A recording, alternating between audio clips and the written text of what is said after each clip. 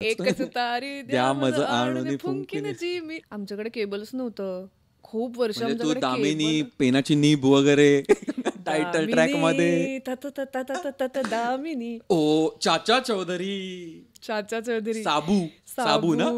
माझ्या गोव्याच्या भूमीत हा काय बेंच वाजवलाय मी ह्याच्यावर. मला असं वाटतं माझ्या वावरात ना आता कळतं की मी पुण्याची. टायनी टीव्ही बघायचा का रे तू सुयोग? टायनी टीव्ही हो बघायचं. पण आम्हाला मारुती चितमपल्लींचा अडई आणि तिची पिल्ले नावाचा धडा होता. Bang on. पुण्याच्या सगळ्या मुली कुठला तरी क्लासिकल डान्स शिकलेल्या असतात किंवा क्लासिकल म्युझिक तरी, गाण्याच्या क्लासला तरी, आणि मुलं तबला किंवा जर्मन वगैरे शिकलेलं असतं. आताची पिढी जर्मन कडे वळली आहे. आमच्या काळी जेव्हा जुळून येते नाजूक रेशीम गाठी असं त्याचं गाणं होतं. मस्त. ती मला फॉलो करत नाही प्लीज, मी तिच्याशी नाही बोलत. ती आपल्या भिशीत येणार नाही. कॅसेट्स आहे का सगळं लहानपणी? छान छान गोष्टी त्या पण मी खूप ऐकायचे. दिलीप प्रभावळकर हो, आणि अशोक सराफ, सदाहरित जंगल, टुंड्रा प्रदेश होता. इट्स टंड्रा बाय द वे. हे मला आत्ताच कळलं. It's not tundra, it's Tundra. आपल्याला शामेलियन सरडा असा नव्हता धडा होता आणि मग कळलं इट्स कमेलियन. Is it? मला नाही, आज कळलं मला कमेलियन. It's chameleon. कमेलियन ह्या शब्दाचा मी वापरच केला नाहीये फार आयुष्यात. घ्यावा म्हटलं तोळा तर पोटात येतो गोळा, अशी काय असेल. जर भाषा मेली तर सगळं मरणार आहे. राईट. आणि माझं जेन्युइनली प्रेम आहे खूप मराठी भाषेवर. कसं जगायचं, कसं वागायचं, कोणी सांगेल का मला, माझ्या आयुष्याचा हिरो व्हायचंय मला. कसं जगायचं आणि त्याच्यात कसं जगायचं असं एक मागून आणि एंड व्हायचं आणि मग चालू व्हायचा एपिसोड. खबरदार जर टाच टाकविनी याल पुढे चिंधड्या, उडविन राई राई ए वढ्या. आठवला का तो कालखंड? आपण बालभारती, कुमार भारती या कालखंडाबद्दल बोलतोय. आजचा एपिसोड हा याच कालखंडा अराउंड, याच पोर्शनच्या अराउंड रिव्हॉल्व होणार आहे. तर आजच्या एपिसोडमध्ये आपल्याकडे आले एक अमेझिंग, उत्कृष्ट, टॅलेंटेड अशी ॲक्टर, अभिनेत्री Rucha Apte.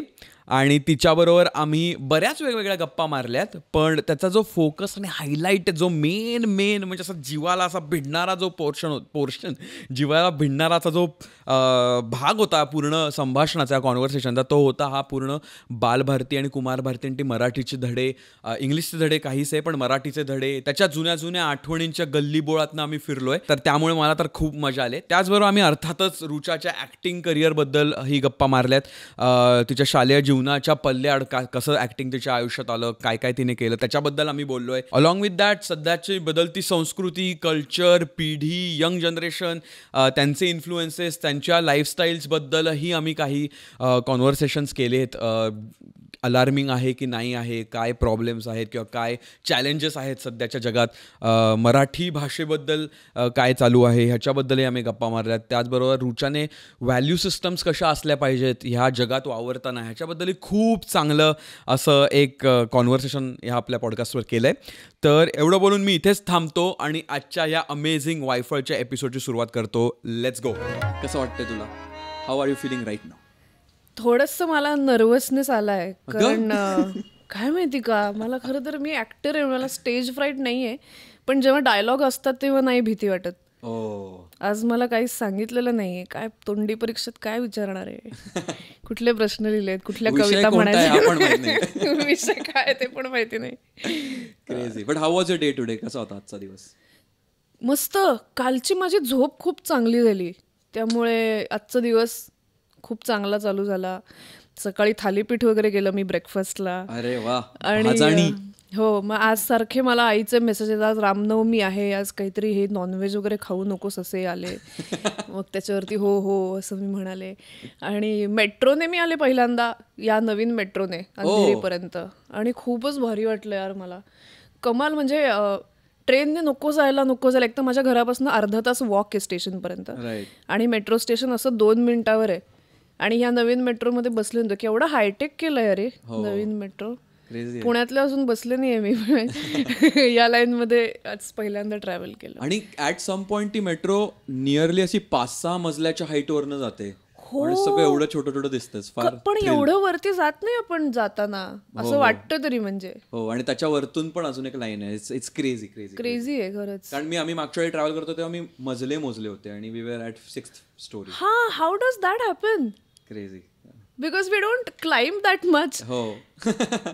I think start होतं तेव्हा आपण 2nd 3rd फ्लोअरला असतो अंधेरीत. हा, मग असं तो एलिव्हेट होते. आय थिंक मध्ये म्हणजे हिल्स येतात नॅचरली, पण आपल्याला आय गेस असं असू शकतं. कारण प्रॉपर स्कायलाईन टाइप्स व्ह्यू आहे मेट्रो मधनं. मस्त आहे. तर मग आजचा तुझा पूर्ण दिवस फर्स्ट आहे, म्हणजे पहिली मेट्रो ट्रिप, पहिली पॉडकास्ट. चांगला. रामनवमी चांगलीच साजरी केलीस तू इथे. या वर्षीची रामनवमी माझी मार्गी लागलेली आहे. तर लहानपण तुझं पुण्यात गेलं असेल. What a guess. मला असं वाटतं माझ्या वावरातनं आता कळतं की मी पुण्याची, माझ्या वॉकमधनं कळत असेल की मी पुण्याची मुलगी आहे. इतपत. शाळा कुठली होती तुझी? माझी शाळा होती MITचे श्री शारदा प्राथमिक विद्यालय, ही पहिली शाळा 4थी पर्यंतची. आणि मग त्याच वरच्या मजल्यावरची श्री संत ज्ञानेश्वर माध्यमिक विद्यालय नावाची MITचीच शाळा होती. नाईस. पण आमच्या शाळेची बिल्डिंग इतकी कमाल आहे, अशी C शेप मध्ये आहे आणि समोर मोठं त्याचं मैदान होतं एकेकाळी. आता तिथे लॉन घातलंय का माहिती नाही, पण खूपच भारी शाळा. असे बघून वाटायचं की काही या शाळेत जाते अशी बघून वाटायची. बेसिकच होती आत गेल्यावर, पण त्याचं ग्रँजर त्या MITच्या सगळ्याच बिल्डिंग्सचं पुण्यातल्या, तुम्ही कुठली पाहिली असेल तर, एशियातला बिगेस्ट डोम त्या लोणी काळभोरच्या कॅम्पसमध्ये आहे. आणि डिझाईन स्कूल पण तिकडेच आहे कारण. हा, करेक्ट तेच. Nice nice nice. आणि कुठच्या म्हणजे लँग्वेज मध्ये होती?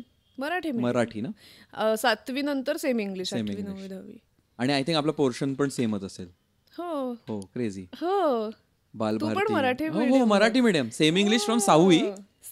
हो, तर आमची पहिली बॅच एक्सपेरिमेंटल. मग 5वी पासून त्यांनी चालू केलं. कारण त्यांना असं वाटलं की 8वी नंतर खूप लोड येतो मुलांवर आणि मग 10वीचं पण प्रेशर घ्यायला लागतं हळूहळू. सो थोडं आधीच चालू करू. तुला कसं गेलं पण सेमी इंग्लिश करायला? आय थिंक सेम इंग्लिश घेतलंय खूप बरं झालं, कारण भविष्यात त्याला खूप वापर झाला. म्हणजे 11th-12th मुंबईत आल्यावर, इस्पेशली मुंबईतली सगळी मुलं, त्यांचं पूर्ण एक झोन, त्याच्यात आपण असं हळूहळू लंगडत पुढे आलो. पण I think semi English was a great experience. Start तर जरी तुम्ही सायन्समध्ये असलात तरी तो वाटायचा इंग्लिशचाच तास, कारण स्पेलिंग्स पाठ करणं, सेंटेन्सेस, डेफिनेशन्स कशा लिहायच्या, क्लोरोफायटम वगैरे सायन्समध्ये असं, ते त्या शब्दांवरच जास्त, म्हणजे त्या विषयापेक्षा त्या भाषेवर जास्त जोर होता. पण तुला असं नाही वाटलं की त्याच्यामुळे विषय शिकणं थोडं मागे राहिलं? असू शकतं. कारण मला ते मॅथ्सच्या लेक्चरमध्ये पण PARALLEL पॅरलल असं आम्हाला, म्हणजे पॅरलल असं तासाच. म्हणजे नक्की शिकायचंय काही या तासाला, असं इंग्लिश की मॅथ्स? हो ना. पण I think semi English I think it's a great हे, की कारण तुम्हाला मराठीचे शब्द, भाषेतले धडे हे हायरचेच असतात, म्हणजे हायर लेवलचे. त्यामुळे you are having like a good level of Marathi. आणि इतिहास मराठीतनं ऐकायला जास्तच मला तर मजा येते. भूगोल तर शिक्षकांवर डिपेंडंट आहे. पण आणि मग सायन्स, जे if you want to pursue that then it makes sense to English, कारण 11वीत खूप शॉक येतो जर मराठीतनं केलं. आणि इंजिनिअरिंग म्हणजे बाय चॉईस. पण सारी उम्र हम असं नाही. आई बाबा म्हणाले हॉटेल मॅनेजमेंटला जा, तुला आवडतं. बाबांचा स्पेशली फोन आलेला. आय थिंक त्यांनी काहीतरी नॅटजिओवर डॉक्युमेंटरी बघितली होती ताज वगैरेची. लगेच फोन करा, तू हॉटेल मॅनेजमेंट बद्दल तुझं काय मत आहे? म्हणजे नको, मला IITत जायचंय वगैरे असं करत मी असं स्वतःच्याच पायावर. नाही, पण मजा होती त्याच्यातही एक. हो. आमच्या शाळेत, म्हणजे मी जेव्हा होते तेव्हा डिझनी चॅनल एक नव्याने आलं होतं आपल्याकडे, आणि त्याच्यावरती काही शोज हिंदीमध्ये डब केलेले दाखवायचे. पण माहिती नाही का त्याच्यामुळे इंग्लिश शिकणं खूप सोपं झालं तेव्हापासून, असं मला. म्हणजे कसं, उदाहरण दे एखादं. कारण काही शब्द तर हिंदीत हे नाही होऊ शकत ना, किंवा अगदीच लिटरल तुम्ही ट्रान्सलेट केलं तर ते हिंदी शब्दही माहिती नसतात आपल्याकडे. तर त्याच्यामुळे मिक्सचर होतं इंग्लिशच्या कल्चरशी पण आपण ओळखीचं झालो. आणि कल्चर एकदा कळलं की मग भाषा कळायला फार वेळ नाही लागत. ट्रू. आणि आता तर तसं इंग्लिश वेगळं शिकवायची गरजच नाही आजकालच्या मुलांना. नाही, ते जन्मतातच इंग्लिश बरोबर. त्यामुळे मला आता असं वाटतं की आता उलट मराठी मीडियममध्ये घाला नाही तर त्यांना ते येणारच नाही. आपणच आता इतके शब्द अनेक दिवसांनी वापरतो किंवा आपल्या आईवडिलांच्याच तोंडी असतात ते फक्त. आपण ते बोलतही नाही, आपल्याला त्यांचा अर्थही माहित नसतो. अशी मला कधी कधी भीती वाटते, काळजी वाटते की बहुतेक मुंबईत तर नाहीच बोलत रे कोणी मराठी आता. म्हणजे मराठी असता तुम्ही, रिक्षावाला पण कदाचित मराठी असतो, पण भैया कांदिवली जाओगे असंच विचारतात लोक. म्हणजे माझ्यात सवय आहे ती. कारण आणि त्याचं काही कारण कळत नाही मला असं का झालं असेल. माझ्या तोंडी नॅचरली दादा बोरिवलीला असंच येतं, कारण पुण्यात तसंच बोलतो आम्ही. ते आय थिंक पुणे आणि मुंबई मधला तो असा डिफरन्स आहे स्ट्रॉंग. कारण इकडे बऱ्याच भागात आलेली लोक आहेत. कारण मी बरेचदा मराठीतनं बोलायचो टॅक्सी वगैरे वाल्यांची, पण नंतर कळलं की 8 वेळा तो मराठी नसतो माणूस. हा, पण त्यांना आता बेसिक कळतं, त्यांना काय प्रॉब्लेम नसतो. तो एकदा जर आपल्याला कळलं की हा हिंदीत बोलतोय तर मग I talk back in Hindi, I speak to him in Hindi. पण माझ्याकडनं प्रथम असं मराठीतच विचारलं जातं, आणि जर मुंबईतलं कोणी बरोबर असेल तर ते असे बघतात, काय झालं तुला मराठीसाठी एकदा गुन्हा केलाय असं जजमेंटल एक लोक जातो त्यांच्याकडनं. असं एक आहे. पण आय थिंक तुझा तो मुद्दा मला फार हे म्हणजे एकदम आठवलं की त्यावेळी कार्टून नेटवर्क आणि डिस्नी चॅनल असं सेपरेट तेव्हा नव्हते. आधी ते झी टीव्हीवर संध्याकाळी फक्त 5-6च्या मध्येच कार्टून्स लागायची, आणि नंतर we were blessed with this dedicated channels for just cartoons. आणि आधी तर फक्त कार्टून नेटवर्क होतं, ते चेसबोर्ड सारखं त्यांचं नाव होतं. आणि दापोली ते हिंदी डबवालच आमच्याकडे, कारण ते केबलवर त्यांचे जे असतील तेच मिळायचं ना. लँग्वेज चेंज करायचं ते डिश टीव्ही नंतर आलं. हो, ते आत्ताच आलं. आणि पोगो वगैरे तर खूपच नंतर आले. निकलोडियन तर मी कधी बघितलेलंच नाहीये. तर निंजा बिंजा आल्यावर सगळा माझा इंटरेस्ट गेला कार्टून नेटवर्क मधला. जेव्हा पॉपॉय लागायचं, टॉम अँड जेरी लागायचं, रिची रिच कार्टून लागायचं. एक नंबर म्हणजे ते किती मटेरियलिस्टिक कार्टून होतं. मिकी माऊस डिझनीवरती यायचं. अंकल स्क्रूज, मग ते डिझनीची पूर्ण ते सगळी डिझनीची कार्टून होती. कार्टून नेटवर्क तर एक टायनी टीव्ही बघायचा का रे तू सुयोग? टायनी टीव्ही हो बघायचो, ते पोगोवर यायचं. तुला तर एकदम दर्दच झाला. मला आता कार्टून नेटवर्क बंद झालं, जेन्युइनली वाईट वाटलं यार.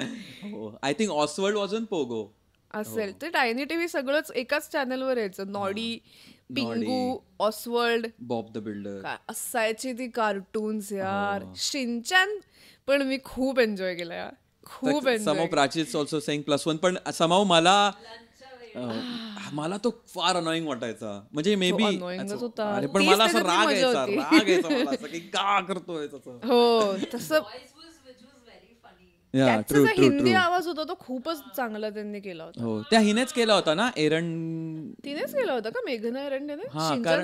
कारण ती बरेचदा असं येते आणि मी डबिंग केलं म्हटल्यावर ती उदाहरणं देते, त्याच्यात शिनचॅनचं असतं, नॉडीचं असतं त्याच्यात, नॉडी, शिनचॅन, कधी कधी डोरेमॉन. डोरेमॉन मी अजिबात. आणि जंगल बुक लागायचं रे. हो, ते कसलं तरी स्टार प्लस का कुठे तरी लागायचं असं, सहारा चॅनेलवर वगैरे. हो, त्याला तिथे सहारा मिळाला होता. चड्डी पहन के फूल खिलाय, ते मी बघायचे, ते अगदी रेग्युलर. आणि त्याच्या बॅक टू बॅक कधीतरी चाचा चौधरी लागायचं. चाचा चौधरी साबू ना. क्रेझी होतं ते पण. कार्टून लाईव्ह माणसांचंच होतं, आणि कॉमिक आहे त्याचे. पण मी तर ती सिरियलच बघायचो, चाचा चौधरी. मध्ये शक्तिमान वगैरे. शक्तिमान मला बॅन केलं होतं आमच्या घरी, शक्तिमान. आणि हे तेव्हा ठीक आहे, तेव्हा माहिती नसायचं की शूटिंग असतं, खोटं असतं वगैरे. अजूनही लोकांना असं वाटतं की सिरियलमध्ये दाखवतात ते खरंच असतं. म्हणजे माझ्या बाबतीत असं झालेलं आहे. एक असं माहेर नको ग बाई नावाची मी सिरियल केली होती, ज्याच्यात असा सीन होता की मी अशी सायंटिस्ट टाईप्स असते त्याच्यात. आणि कधीतरी मला आई सांगते की तू आता स्वयंपाक वगैरे शिकून घे, आणि मग मी पोळ्या करण्याचा एक मशीन तयार करते, आणि त्याच्यावर जळतात सगळ्या पोळ्या. तर कोणीतरी माझ्या सासूबाईंना असं सांगितलं की तिला काही येत नाही पोळ्या बिळ्या करता. मी बघितलं सगळ्या जाळल्या तिने पोळ्या. ही घ्या लिंक. म्हणजे तेव्हा मला आठवलं की अच्छा, मग 20 वर्षांपूर्वी शक्तिमान बघून एका मुलाने उडी मारली, ह्याच्यात काहीच आश्चर्य वाटण्यासारखं नाही. किंवा तिला सिलेंडर नाही बदलता येत, आम्ही बघितलं सिरियल मध्ये. अरे म्हणजे आता खूप पुढे गेलंय सगळं. आता हे माहिती असतं की हे खोटं आहे, ऍक्टिंग आहे. मे बी मी इतकं कन्व्हिन्सिंग केलं असेल तो. क्या बात आहे. म्हणजे ऍक्टिंगला आपण दाद दिली. मान दुखते तर ती टाळ्या वाजवून माझा अपमान करते तिकडनं. क्रेझी. त्याच्यासाठी दाद दिली. नाईस. मग तू लहानपणी कोणत्या मालिका बघायचीस, मराठी मालिका? घरकुल नावाची एक सह्याद्रीवरती लागायची. घरकुल, सह्याद्री, बापरे. आमच्याकडे केबल्स नव्हतं खूप वर्ष. तू दामिनी, पेनाची नीब वगैरे टायटल ट्रॅक मध्ये दामिनी ते बघून मला असं वाटलेलं की मला पण जर्नलिस्ट व्हायचंय मोठं होऊन. अरे मला मुद्दाच आठवत नाही. म्हणजे मला फक्त टायटल ट्रॅक आठवते, मला मालिका काय होती आठवत नाही. मग तबल्याचे सर लावायचे कारण, आणि मी झोपायचो डग्यावर. वाव. दामिनी अशी ती की ती एक जर्नलिस्ट असते आणि खूप धडाडीची अशी स्त्री जर्नलिस्ट अशी ती सिरियल होती. फार सुंदर होती. मला आता ऍक्च्युली आठवत नाही, पण तेव्हा बघायला खूप छान वाटायचं. आणि रेशीम गाठी नावाची जुनी एक लागायची जी एपिसोडिक असायची. नॉट रेशीम गाठी ती वाली नाही, ती रिसेंट आहे ना. त्याचं गाणं असं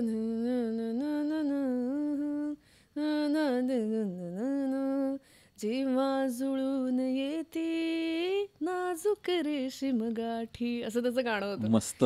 अरे ती फार मस्त होती सिरियल. आणि आता रेशीम गाठी म्हणलं की हीच नवीन सगळ्यांना आठवते. रेशीम गाठी. हा, ती मी नाही कधी बघितलेली. तिसरा डोळा अशी पण यायची ना काहीतरी, तिसरा डोळा. भूताची होती का? नाही, I don't think so. I think त्याच्यात ना ते होते, नाव विसरलो मी त्यांचं, पण सह्याद्रीवरच यायची वाटतं. मग सारीपाठ नावाची काहीतरी यायची, फक्त नाव आठवतात, मी बघितलं नाही. सारीपाठ हा संसाराचा आहे मला आठवत आहे. ती मी बघितली नाही कधी, पण ती लागायची. आणि एक धागा सुखाचा नावाची अल्फा मराठी लागायची. अल्फावर होती का? अल्फा मराठी. सह्याद्री नव्हती. नाही, मग अल्फा आलं. मग कूल एकदम. अरे अल्फा केबलवर असायचं. ते थोडं पुढे गेल्यानंतर मी बघायला आयुष्यात आलं. एक धागा सुखाचा, मग ऊन पाऊस, आणि मग ते सगळे वादळवाट. ते आता मला ते आत्ताचे वाटतात, पण हे पण खूप जुने आहेत. ते अल्फा मराठीवर. गोट्या सिरियल पण सह्याद्रीवरती लागायची. गोट्या. आणि तो बोक्या सातबंडे सारखं कॅरेक्टर होता ना तो? नाही, पण तो असा लहान मुलगा. गोट्याचा फील ना मालगुडी डेज झोन होता. गोट्या ज्याचं गाणं होतं बीज अंकुरे अंकुरे. हो, म्हणजे फारच बघायला लागेल. म्हणजे मी युट्यूबवर असेल काय ना. गोट्या नाही, Gotya rings the bell, but not able to imagine him right now. Somehow मी बोक्या सातबंडे बैलगाडीवर एक मुलगा तो गोट्या असा चाललाय, असं त्याचे टायटल ट्रॅकचे व्हिज्युअल्स मला असं स्लाइट आठवतात, पण नाईस. पण ते गाणं फार सुंदर केलं होतं. नायक आठवते? हो, नायक म्हणजे हे ना, कसं जगायचं तीच ना. अरे कसं जगायचं, कसं वागायचं, कोणी सांगेल का मला, माझ्या आयुष्याचा हिरो व्हायचंय मला, कसं जगायचं. आणि त्याच्यात कसं जगायचं असं एक मागून आणि एंड व्हायचं, आणि मग चालू व्हायचा एपिसोड. म्हणजे एकदमच टीनेज मध्ये एंटर केलेला मुलगा. पण त्याच्यातनं पण काहीतरी संदेश असायचा छोटासा संदेश. म्हणजे आणि आता बघितलं तो संदेश क्लिअरली दिसतो, त्यावेळी असं समजायचं नाही. आणि त्यावेळी आया वगैरे जाम खुश असायची की काय छान दाखवतात ना, संस्कार केलं त्यांनी असं वगैरे. नाहीतर तू नाहीतर तू हाईड अँड सीक पडायचं कॉफीत. हाईड अँड सीक नंतर आलं बरं का बरंच, by the way. Missing on details. Parle G, Marie Parle G, Good Day वगैरे पण नव्हतं फार. खारी टाइमलेस गोष्टी. आणि ती एक खोडरबराच्या आकाराची नानकटाई यायची. ती नानकटाई नाही आवडायची. तुला नानकटाई? आम्ही ते खोडरबर म्हणून एवढी खायचो ती, बाप रे. आणि ती नुसती नाही खायची, ती खायची आणि एक घूट पाणी प्यायचं त्याच्यावर. केशी वेगळीच की ती बर्स्ट व्हायची तोंडात. खूप खोडरबर खाल्ली आहेत लहानपणी, कारण माझे बाबा एवढा डबा भरून आणायचे ती खोडरबर. पण इतकी खाणेरडं, म्हणजे त्याचे इन्ग्रेडियंट्स कधी बघितले तर ते मी आता नाही खाऊ शकणार. जिथे बनते ती परिस्थिती बघितली. आणि फक्त मैदा आणि साखर असायची रे त्याच्यात, एवढंच. आणि तेल कुठलं तरी वनस्पती तूप वगैरे डालडा. अरे हँडमेड नाहीये तर हे फीट मेड, पायमेड. पायमेड असायचं. नाईस. आणि त्यावेळी तू ऑलरेडीच म्हणजे शाळेत एक्स्ट्रा करिक्युलम, आय एम इमॅजिनिंग की तू नाही फुल ऑन. करायचे अरे मी तेव्हा. हा फार शॉक देणारा मुद्दा आहे इकडे ह्या पॉडकास्टवरचा. मी म्हणतो मग तुम्ही तर गॅदरिंगला नाचला असालच. नाही अरे उलट झालं. बाहेर बसायचो, मागे बसायचो. नाही मी मागे नाही बसायचे, पण मला एक भीती होती लहानपणी की मला परत पाठवतील का घरी. अशी मी ट्रिप्सना गेले नाही, गॅदरिंगमध्ये भाग घ्यायचे नाही, कारण मला खूप भीती वाटायची तिकडनं परत आलो नाही तर काय होईल. काय माहिती, हे काय मागच्या जन्मी मला कोणीतरी बहुतेक किडनॅप केलं होतं. ती भीती मी या जन्मात घेऊन आली आहे बहुतेक. की तर मग कधीच नाही घेतलंस तू शाळेत भाग? मोठी होईपर्यंत तर नाही घेतला. म्हणजे एक नाटक होतं मी सिनियर केजीत असताना, नाजुका नावाचं, आणि त्याच्यात मला नाजुका म्हणून घेतलं होतं. अरे पण मी सांगितलं मला नाही करायचंय, कारण तुम्ही घरी नाही सोडलं तर मी काय करू. मग तू सोडलं मी. आणि आता असं होतं की काय मूर्खासारखे विचार मी करायचं तेव्हा. किंवा ट्रिपला नेलं आणि परत नाही आणलं तर काय. भीतीच मला कळू शकत नाहीये. एक कुठेतरी घरापासून तुटलं जाण्याची भीती होती बहुतेक माझ्यात ती लहानपणी. त्यामुळे मी एक हायस्कूलमध्ये येईपर्यंत तरी गॅदरिंग आणि ट्रिप्सना गेलेच नाही कुठे. पण तरी तुला ट्रिप्सना न्यायचे, म्हणजे तू जायची नाही असा वेगळा मुद्दा आहे. आमच्या इथे ट्रिप्स म्हणजे काय माहितीये का, नवरात्रीत दसऱ्याच्या आदल्या दिवशी आम्ही 2-2च्या रांगेत हात पकडून मरी यायच्या देवळात. ही आमची ट्रिप वार्षिक. काय सांगतो. आणि 9वी-10वीला एकदा कधी एसटीत, किती लांब होतं शाळेत, 1.5 किलोमीटर, एकदा एसटीत भरून आम्हाला नेलं होतं कुठेतरी, आणि मग ती एसटीची ब्रेकडाऊन झाली वगैरे, ती वेगळी story. Actually it's worth telling in a, चांगला मुद्दा आहे, वेगळी स्टोरी लिहू शकतो. लिहून घे कंटेंट नवीन मिळालं. कंटेंट आलाय आपला नवीन. पण आमचे प्रॉपर ट्रिप्स जायच्या. बनेश्वर, मग आम्हाला त्यासाठी एक गाणं शिकवलं होतं, माकडं माकडं बनेश्वरची माकडं नावाचं, जेणेकरून आम्हाला बनेश्वरला जायला इंटरेस्ट वाटेल, आणि मग तिथे ट्रिप नेली होती. मग आगा खान पॅलेस नावाचं एक पुण्याजवळ एक वास्तू आहे, शिंदे छत्री नावाची. अशा विविध ठिकाणी आमच्या दरवर्षी ट्रिप्स जायच्या. आणि 9वीत मी होते तेव्हा आमची हैदराबादला 5 दिवसांची ट्रिप गेली होती. आमची इंजिनिअरिंगला पण गेली नाही कुठे ट्रिप. नंतर आमची पण नाही गेली कुठे निवासी ट्रिप, पण नाटकाच्या दौऱ्यानंतर खूप झाले, which was no less fun than school trip. खूप ट्रॅव्हलिंग झालं तुझं. हो. आणि हैदराबादला आमच्या शाळेतली मुलं खूपच वांड होती. त्यांनी काहीतरी बहुतेक दारूच्या बाटल्याच नेल्या होत्या तिथे. 9वी आणि 10वी एकत्र होती, आणि तिथे दारूच्या बाटल्या स्मगल करून नेल्या आणि तिथे प्यायले. ते बंद झाला तो उपक्रम. 2 वर्ष मोजून अशा ट्रिप्स झाल्या 5-5 दिवसांच्या. हो. आणि पण आमच्या शाळेत खूप ते विश्वनाथ कराडांचं MIT ते सगळं हे आहे ना, तर ते खूपच या बाबतीत स्ट्रिक्ट आहेत की दारूची सवय मुलांना, नॉनव्हेज नाही खाल्लं पाहिजे. आणि त्यांचं फक्त हॉटेल मॅनेजमेंटचं कॉलेज नाहीये, कारण तिकडे नॉनव्हेज शिकवायला लागेल. बाकी त्यांची सगळ्या विषयांवरची सगळी कॉलेजेस काढली आहेत त्यांनी. त्यांचं तर ते पॉलिटिशियन होण्यासाठीचं जे कॉलेज आहे, जेव्हा त्यांनी काढलं आणि त्याच्या मी कॉन्फरन्सला गेलेलो, I was like this is crazy. असं कॉलेज आहे म्हणजे कॉलेज आय थिंक असं पॉलिटिशियन व्हा असं नाहीये त्याचं नाव, पॉलिटिकल सायन्स नाही. पण त्याच्यात कसं असायचं त्यांचं, म्हणजे they use to teach you how to do campaigns वगैरे. So as a job you could run a campaign for some leader or party. तर त्यांचे इंटर्नशिप्स वर लाईक की शिवसेनेत जाऊन मी 15 दिवस हे केलं, बीजेपीत जाऊन असं. And then these kids were then kind of getting into politics, not directly competing, पण त्याच्याबद्दलचं त्यांचं एक इन्स्टिट्यूट आहे. ही वेगळी इंडस्ट्री आहे म्हणजे. आणि त्यांनी ती पूर्ण प्रॉपर ऑर्गनाइज केली. वाव, मला नव्हतं माहिती या कॉलेज बद्दल. तेव्हा मी आलो होतो तिकडे पुण्यात. त्यांचं 2 दिवसाचं असं मोठं एक्सपो नाही, कन्व्हेन्शन सारखं असायचं. मग त्याच्यात वेगवेगळे leaders, not only political. Robocon माहिती असेल तुला? रोबोकॉन माहिती आहे. ते खूपच गाजलेलं फेमस आहे. आणि आम्हाला शाळेत आल्या मुलांना पण ते घेऊन जायचे बघायला. आम्हाला काही एंटरटेन नाही व्हायचं तेव्हा, कारण ते रोबो असे रोबोसारखे दिसायचे नाही ना, ते कुठल्याही शेपचे असायचे. मग काय, हा रोबोचं ब्रँडिंग फारच चुकीचं झालंय. रोबो म्हटलं आपल्याला तो माणसासारखा दिसणार. यंत्रमानव असं नाव आहे रोबोचं मराठी. यंत्रमानव म्हणजे यंत्रमानव पाहिजे ना, मानवी असलाच पाहिजे तो. मग तसं म्हणायला की ते सगळे रोबोट्सच आहेत, जे सगळी मशीन्स रोबोच आहेत ना. True true true. पण तो तसा दिसला नाही तर तो रोबो नाही, असं होतं. खरंय. आणि MITचं अजून एक म्हणजे विश्वशांती हे त्या कराड सरांचं खूपच म्हणजे त्यांनीच हे कन्सेप्ट जवळजवळ आणली आहे की विश्वशांतीकडे आपण गेलं पाहिजे वगैरे. तर ती ओम नमोजी आद्या ही जी प्रार्थना आहे ती आम्हाला 10 वर्ष रोज आम्ही ती म्हणायचो. लता मंगेशकरांच्या आवाजातली ओम नमोजी आद्या, ती 3.5 मिनिटाची वगैरे आहे ती प्रार्थना. त्यामुळे ती सगळ्यांना पाठ. आणि गीतेचे 12वा अध्याय, 15वा अध्याय, अथर्व शीर्ष ही आमची प्रार्थना होती रोज. प्रार्थना आमची 20-1 मिनिटं चालायची. प्रत्येक वर्गात माईक लावून वगैरे अशी व्हायची. पण माईक लावून बापरे. हो, स्पीकर्स होते प्रत्येक वर्गात.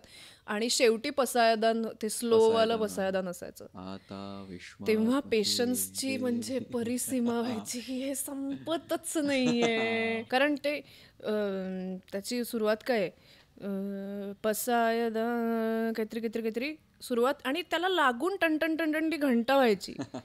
त्याच्यासाठी कान असूसलेले असायचे आणि ते डोळे मिटून उभं राहा, चला चला चला चला असं व्हायचं. मागच्या बेंचची मुलं ढकलतात. हो, नाही त्याची शिस्त खूपच होती आमच्या शाळेत. विश्वशांती प्रार्थना आणि पसायदानाला शिस्त पाळायची, नाही तर थांबवायचे बऱ्याच जणांना शाळा सुटल्यानंतर. फार शिस्तीची शाळा होती म्हणजे तुमची प्रार्थनेच्या बाबतीत. हो, बाकी खूप खूप जणांनी खूप कांड केलेत शाळेत आमच्या.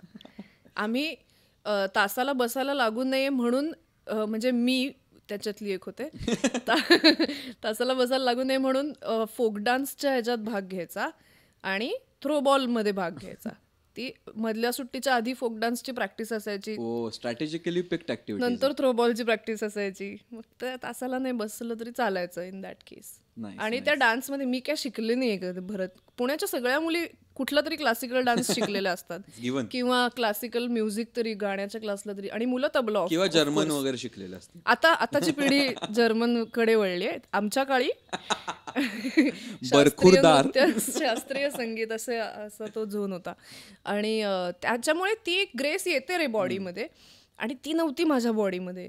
त्यामुळे मला असं मागे वगैरे उभं करायचे, पण त्या 16 मुली भरायला लागायच्या ना त्यांना, त्याच्यातली एक मी ती शेवटची अशी टाईप्स होते. पण त्यामुळे माझे तास बुडायचे. सो ते तो बेनिफिटसाठी मी I opted for that folk dance thing. Nice nice nice. आणि मग हे ऍक्टिंग, थिएटर, तो झोन कधी चालू झाला टाइमलाईन मध्ये? मी 5वीत असताना माझी एक नवीन मैत्रीण झाली शाळेत, जी माझ्या अगदीच घराच्या पण जवळ राहायची. आणि आम्ही वेगळ्या तुकड्यांमध्ये होतो, त्यामुळे आधी मैत्रिणी नव्हतो. आणि ती तेव्हा सिरियलमध्ये काम करायला लागली होती. माणिक लिमये तिचं नाव, चाइल्ड आर्टिस्ट म्हणून. आणि तेव्हा मला कळलं की अच्छा, कोणीही काम करू शकतं टीव्हीमध्ये. नाही तर मला असं वाटायचं की हे वेगळे लोक असतात, ते स्पेशल असतात आणि ते कुठून तरी वेगळ्या ठिकाणून काम करायला लागतात, आपल्यातले नसतात, ते वेगळे जन्माला आलेले असतात. तर तेव्हा मला असं पहिल्यांदा कळलं की हे कोणीही करू शकतं, म्हणजे आपली मैत्रीण करते की काय भारी. मग मी आईला म्हणलं की मला पण करायचं आहे. तर ऑफकोर्स आई बाबा नाही म्हणाले आणि 10वी होऊ दे असं एक चालू केलं. आणि मग 10वी झाल्यावर मी वेळ न घालवता लगेच नाटकाचं एक तिकडे महाराष्ट्र कल्चरल सेंटर नावाची एक संस्था आहे, ज्यांचं नाटक बघायला तू आला होतास जर्मनीत, बर्लिनला. हा, yeah I don't want to brag about that, पण yeah we went to Berlin. पण तिकडे मी जॉईन झाले. आणि मग आईबाबांना पण कळलं की ही जरा करू शकतेय. तोपर्यंत बेसिक वक्तृत्व स्पर्धेत नंबर काढणे वगैरे इतपतच माझं कर्तृत्व होतं या क्षेत्रातलं, कारण डान्स यायचा नाही, गाणं शिकलं नव्हते. आणि असं करत करत मग मला पण मजा यायला लागली नाटक करताना खूप. आणि मग पुढे पुढे पुढे पुढे त्याच्यात होत गेलं. मग ती चेन एकदा चालू झाली की मग कॉलेजमध्ये तर असतातच स्पर्धा. आणि तिकडे मी जिथे MCC मध्ये काम करायचे तिकडे पण माझ्या कॉलेजचे काही लोक होते, ज्यांच्यामुळे मला कॉलेजकडनंही करता आलं. आणि मग थेस्पोमध्ये मला बक्षीस वगैरे मिळालं. तेव्हा मग ते ऑफिशियल झालं की मी आता करणार आहे हेच असं. सो असं हळूहळू झालं. पण बेसिक एक घरातून हे होताच की नको करू, ते आपलं नाही आहे, आपल्यासाठी ते नाही आहे असं. सो त्या लेवलवर थोडासा मला कॉन्फिडन्स यायला वेळ लागला की मला जमेल का नाही अशाने.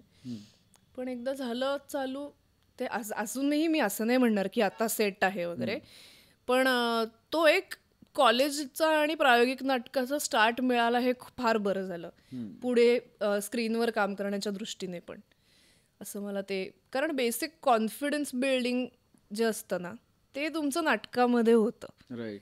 जो आजकालच्या मुलांचं मला खूप आश्चर्य वाटतं की ते सोशल मीडियावरती पोस्ट बीस टाकतात किंवा व्हिडिओ, आता लाईफस्टाईल व्लॉग्स हा एक खूप मोठा आपल्याकडे हे आलाय, तर ती लाईफस्टाईल व्लॉग्समध्ये खूप कॉन्फिडंट दिसतात, पण ते जेव्हा समोर येतात ना तेव्हा ते फेस नाही करू शकत खऱ्या माणसांना राईट. जे अननोन आहेत, किंवा ते पटकन शेलमध्ये जातात. असं होतं. ते ब्रेक करायला ते माझ्यात पण होतं, आणि म्हणजे तेव्हा नॉट बिकॉज ऑफ गॅजेट्स, पण एक मुळातच मी खूप सोशल म्हणजे बोलकी मुलगी नव्हते किंवा असं पटकन मैत्री करायची असं माझं नव्हतं फार. राईट. पण ते नाटकामुळे कॉन्फिडन्स बिल्डिंग खूप चांगलं झालं. आणि अशी बक्षिसं मिळाल्यावर तर आपल्याला खात्री थोडीशी वाटते ना की बहुतेक जमतंय बाबा काहीतरी. तर अशा दृष्टीने ते चालू झालं. आणि मग अग्निहोत्र पहिली जी सिरियल होती त्याच्यात पुण्यातले खूप लोक, माझे मित्रमैत्रिणी खूप लोक काम करायचे. राईट. आणि त्याच्यात मी एक छोटासा रोल केला होता. सुलेखा तळवलकरच्या लहानपणीचं मी काम केलं होतं. तर ते झालं. आणि मग त्याच्यानंतर 4-1 वर्ष काहीच नाही गेलं स्क्रीनवरचं, कारण डिग्री मिळवायची होती, कॉलेज चालू होतं. आणि मग Dil Dosti Duniyadari was the restart for me. आणि मग ते चालू झालं. मग बॅक टू बॅक मी 5-6 सिरियल्स केल्या. असं झालं. 4-1 फिल्म्स केल्या. आणि मग त्याच्यातला डिफरन्स तुला आता, of course it has a vast difference, की थिएटरमध्ये काम करणं, सिरियलमध्ये काम करणं, मूवीमध्ये like it also changes production to production as well. पण त्याच्यात म्हणजे तुला तुझं कल कुणीकडे असतो, म्हणजे जर का if it was not about money or anything, तर अर्थातच नाटकाकडेच असतो रे. कोणाचाही म्हणजे ज्यांची सुरुवात नाटकातून झाली आहे ना त्यांचा नाटकाकडेच असतो कल. कारण तिकडे तुम्हाला एक फ्रीडम मिळतं. मग तुम्ही एकदा स्टेजवर गेलात की डिरेक्टर पण तुम्हाला कंट्रोल नाही करू शकत. मग तुमच्या हातात, म्हणजे मी असं ऐकतेच मी डिरेक्टरचं, असं मी कधी मनमानी नाही करत स्टेजवर. बरेच जण करतात पण मी नाही करत. पण तसं शूटिंगमध्ये होत नाही. राईट. आपण एक जरी एक्सप्रेशन मी दिग्दर्शकाच्या म्हणण्यानुसार केलं नाही तर ते लगेच कट करतात. आणि मग ते तसं म्हणजे ऑफकोर्स त्यांचा त्याच्यामध्ये म्हणजे ते बर्ड आय व्ह्यूने बघत असतात, सो ते क्रेडिटेबलच आहे आणि ते फॉलो केलंच पाहिजे. पण ते रेस्ट्रिक्शन नाटकात नसल्यामुळे ऍक्टरसाठी जास्त एन्जॉयबल नाटक असतं असं मला वाटतं. Right right right make sense. आणि तृप्तीवर पण तोच आमचा विषय झालेला की ते नाटक पण खुलायला लागतं, तुम्हाला वेगवेगळ्या गोष्टी दिसायला लागतात जसं तुम्ही करत जाता. ॲब्सोल्युटली. मी एक तुझी आमरी नावाचं नाटक करायचे, जे अख्खं अमृता शेरगेलच्या पत्रांचं असं नाटक होतं. तिने लिहिलेलं. सीन द पोस्टर्स, पण तेव्हा मी आय थिंक तिकडे होतो त्यामुळे मला कधी बघता नाही आलं. त्याचा ओपनिंग शो जे ला झाला होता. हो right, I remember the posters. आणि आणि त्याच्यात एक असा पॉइंट होता की ती बाबांना तिच्या पत्र लिहिते आणि असं काहीतरी वाक्य होतं की तशी मी आता नाही आहे बाबा, मी खूप बदलली आहे. ह्या वाक्यात मला पहिल्या काही प्रयोगांमध्ये काहीच सापडलं नाही, पण एका प्रयोगात मला इतकं रडायला आलं ते वाक्य म्हणताना. आणि मग ते प्रत्येक प्रयोगात यायला लागलं, कारण काहीतरी सापडतं रे छोट्या छोट्या जागांमध्ये जे आपल्याशी खूप डीपली कुठेतरी कनेक्टेड आहे असं आपल्याला जाणवतं प्रयोग करताना. रिहर्सलमध्ये पण ते कळत नाही अनेकदा. आणि अशा मोमेंट्स मिळाल्या की असं वाटतं I am the king of the world. हे मला आत्ता काय सापडलं. This is a discovery, because it is a discovery. Beautiful. Yeah it's beyond explanations. की ते त्याच्यावरती काही संवाद नाही होऊ शकत की असं का झालं आणि ह्याचे रूट्स माझ्यात कुठे आहेत. तशी मी आता नाहीये बाबा, आता मी खूप बदलली. हे मला कुठे कनेक्ट झालं ते सांगता नाही येणार, पण ते खूप कुठेतरी टच झालं एवढं नक्की. आणि त्याच्यातनं ते रडायला आलं मला नंतर प्रत्येक प्रयोगाला. सो अशा काही काही जादूच वाटतात मला या मोमेंट्स, आणि त्या फक्त नाटकातनं मिळू शकतात. म्हणजे मला तरी फक्त नाटकातनं मिळाल्यात. जे फिल्म्स आणि ज्यांना खूप अनुभव आहे त्यांना मिळाले असतील फिल्म्स आणि सिरियल्समधून, पण मला तो म्हणजे ते एक वाक्य मी जेव्हा 7व्यांदा 8व्यांदा म्हणाले तेव्हा ते मला हिट झालं. सो अशा गोष्टींसाठी मला नाटक फार महत्वाचं माझ्या दृष्टीने वाटतं. राईट. आणि तुझ्या सुरुवातीच्या फेज मधलं कोणतं असं नाटक आहे जे म्हणजे it had a like crazy learning कर, की ते नाटक has defined so many foundational things for me, असं कोणतं नाटक तुला आठवत आहे सुरुवातीच्या फेजमधलं? सुरुवातीच्या फेजमध्ये म्हणजे मी तशी खूप सुरुवातीची फेज नव्हती, पण मी युकेच्या एका ग्रुप बरोबर एक नाटक केलं होतं. ते भारतात आले होत्या त्या 3 मुली आणि फॉल्स 2 to 11 असं त्या नाटकाचं नाव होतं आणि ते तिकडचं प्रायोगिक नाटक होतं. ओके. आणि ते पूर्ण तिकडच्या इंग्लिशमध्ये लिहिलं होतं. सो मला तर अजिबात वाटलं नाही की ते मला घेतील. मी जनरल ऑडिशनला गेले होते, पण ज्या नाटकासाठी मला थेस्पोचं अवॉर्ड मिळालं होतं ते त्यांनी मागच्या वर्षी बघितलं होतं आणि त्यांना असं होतं की ह्या मुलीला घेता आलं तर बरं होईल. सो मी त्या ऑडिशनला गेले होते आणि तिकडे खूप मुंबईतल्या अगदीच प्रायोगिक नाटक करणाऱ्या, मिथिला पालकर होती त्या ऑडिशनला मला आठवत आहे, अशा बऱ्याच मुली होत्या. तर मला असं वाटलं की मी मराठी माध्यमात शिकली आहे, माझं इंग्लिश फारसं काही बरं नाही आहे, तर या मला का घेतील, आपलं काही काम नाही आहे. त्यांनी एक तेव्हा पॅसेज दिला होता जो परफॉर्म करायचा, तीच ऑडिशन म्हणजे तुमची. तर मी तो केला आणि मी निघून गेले पुण्याला. मी डोक्यातनं पण ते काढून टाकलं आणि मग मेल केला त्यांनी मला. एकतर मला कामाचे मेल येणं हीच नवीन गोष्ट होती. आमचे सगळे फोनवरतीच होता ना, व्हॉट्सॲपवर वगैरे. पण त्यांनी ते अगदी official clerk can Joy invites you वगैरे असं करून तो मेल केला होता आणि तेव्हा माझी फाटली होती प्रॉपर. कारण त्याच्यातले शब्द अरे कधी न ऐकलेले शब्द होते त्याच्यात, मी कधी न ऐकलेले. आणि त्यांच्या ग्रामर सेमच असतं पण त्यांच्या वाक्याची रचना वेगळी असते. अरे आपण जे इंग्लिश बोलतो त्यापेक्षा आता तर आपण खूपच प्रदूषित इंग्लिश बोलतो. अगदी व्हॉट्सअप वगैरे असं काही नाही आहे त्या इंग्लिश भाषेत. ते आपण आता बोलायला सप विथ यू वगैरे. तर त्या मानाने ते खूपच जड आणि असं होतं. आणि त्यांची प्रोसेस पण खूप वेगळी होती नाटक करायची, नाटक बसवायची. त्यांनी मला फीड कधीच केलं नाही की मी काय करायचंय, पण त्या काहीतरी वेगळंच सांगून मला ते करायला लावायच्या. आणि बरेच दिवस असं होत होतं की नाही जमत आहे, तू आम्हाला अपेक्षित जे आहे ते नाही करतेस. तर एकदा माझा ब्रेक थ्रू पॉईंट आला की मला असं मी सोडते, हे मला नाही करायचं आहे. आणि आमचा ब्रेक झाला तेव्हा मी वॉशरूममध्ये गेले आणि मला एवढं रडायला आलं की आपल्याला हे जमत नाही आणि आपण ह्यांचा पण वेळ वाया घालवतोय, हे आपण कशाला याच्यात पडलो. आणि ती जोजो म्हणून त्याच्यात मुली होती, तिला कळलं की हिचं काहीतरी गणलंय. तर ती म्हणली ठीक आहे आपण करूया, तू काय टेन्शन घेऊ नको, तुला आता एक काम कर, तुला हवं तसं कर, आम्ही सांगितलेलं सगळं विसरून जा. आणि मग म्हणलं ठीक आहे. मग आम्ही जेवलो वगैरे, मी माझा वेळ घेतला थोडा आणि मग मला जसं ते नाटक कळलंय तसं, तो 10 पानांचा मोनोलॉग होता फक्त, त्याच्यात बाकी कोणीही नव्हतं. तो 10 पानांचा मोनोलॉग होता आणि एक मुलगा होता अमेरिकन, तो म्युझिकवरती असायचा. आम्ही दोघंच स्टेजवरती असायचो. मी परफॉर्म करते आणि तो बॅकग्राऊंड म्युझिक वगैरे वाजवतोय. आणि ते मी केलं माझ्या अंडरस्टँडिंग प्रमाणे. आणि त्या म्हणाल्या की अगं हेच हवंय आपल्याला आणि एवढाही दिवस तू हे का नाही कधी केलंस. तर मला असं झालं, तुम्ही मला असं नाही सांगितलं की तुला हवं तसं कर. आणि आपण असं पटकन एक्सप्रेस नाही होऊ शकत ना. ते 3 ब्रिटिश पोरी आपल्यावर एवढी वर्ष राज्य करून गेलेत, त्यांच्यासमोर मी काय आता म्हणजे माझी मनमानी नाही करू शकत फार, असं मला मी भ्रमात होते. पण ते झालं. तो खूपच वेगळा अनुभव होता माझा. म्हणजे ते नाटक बघायला मकरंद सर वगैरे, मकरंद देशपांडे वगैरे आले होते आणि ते नंतर मला हे म्हणले की तू कसं इंग्लिश बोललीस एवढं आणि एवढं अवघड आणि एवढं सलग. तर ही एक वेगळीच कॉम्प्लिमेंट त्यांनी दिली. म्हणजे मला अपेक्षित होतं की काम कसं झालं वगैरे सांगतील, पण ते खरंच खूप अवघड होतं ते इंग्लिश बोलणं आणि ते त्यांच्या ॲक्सेंटप्रमाणे त्यांनी ते बसवलं होतं. म्हणजे आपण जसं बोलतो तसं त्यांना अपेक्षित नव्हतं. फॉर एक्झाम्पल कुठला तरी शब्द आपण वेगळा म्हणतो पण तिकडे ते वेगळा म्हणतात. आत्ता मला असं एक्झाम्पल नाही आठवत आहे, पण त्यांनी ते ॲक्सेंट माझ्याकडून करून घेतलं होतं प्रॅक्टिसने. हां, आणि ते लक्षात ठेवून 10 पानं सलग उभं राहून स्टेजवरती एकटीने बोलायची. खूप चॅलेंजिंग होतं. आणि ते मी केलं तेव्हा मला असं वाटलं आता मी काही करू शकते, आता मला कुठलंही जमेल करायला. जेव्हा नाटक बांधतात, let's say, I don't know if it's a term, पण जेव्हा नाटक बनवायला घेतात त्या पूर्ण म्हणजे पूर्ण त्या प्रोसेसमधला तुझा आवडत्या स्टेप्स किंवा आवडत्या असं फेज कोणते जे नाटक तयार होतं त्याच्यात? सगळ्यात एकतर पहिलं रीडिंग जे ॲक्टर्स करतात.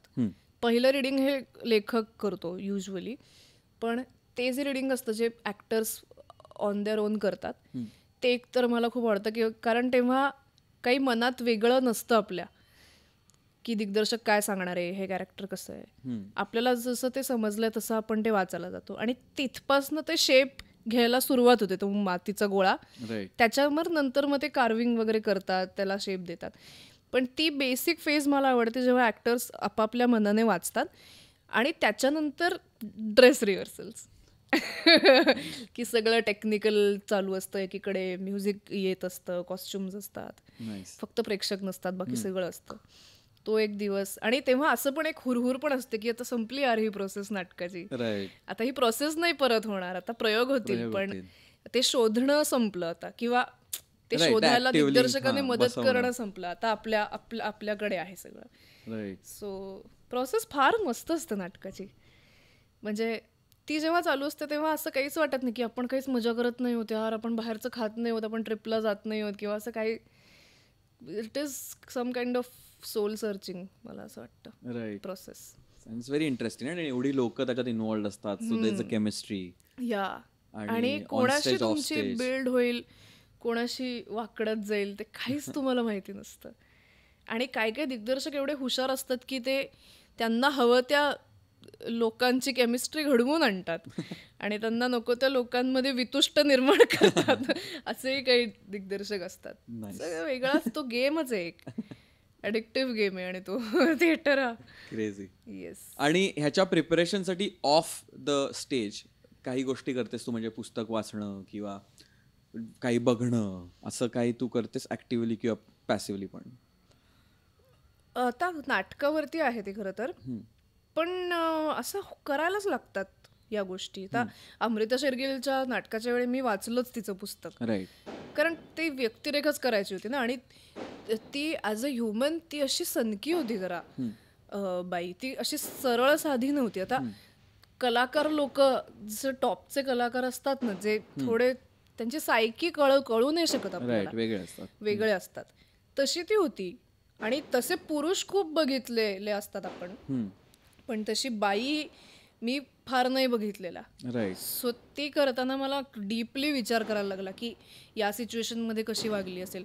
आणि तिचं नाव खूप कॉन्ट्रोवर्शियल टॉपिक्समध्ये पण जोडलं गेलंय, तर ते पण आणि होतं नाटकामध्ये आमच्या.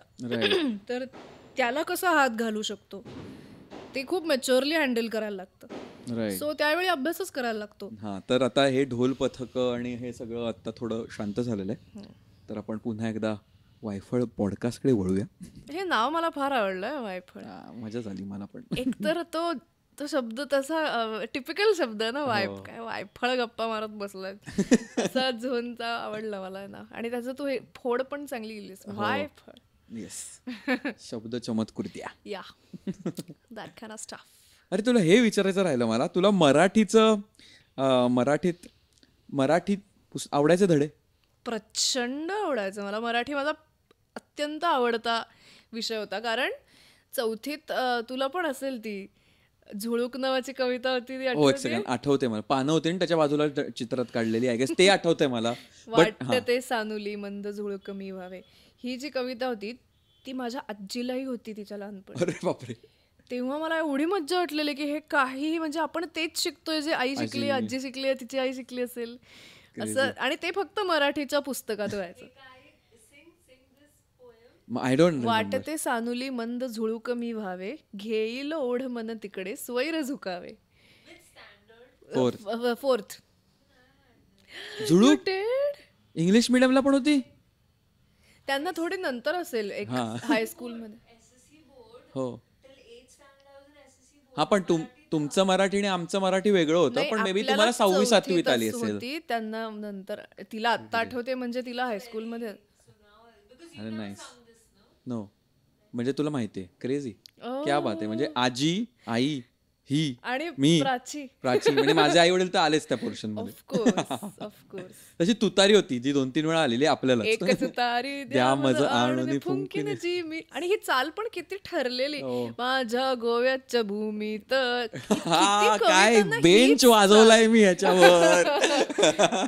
आणि अरे अजून एक कविता होती, गाण्याच्या पुस्तकात होती बहुतेक ती, गे माय भू तुझे मी फेडीन पांग सारे, असं.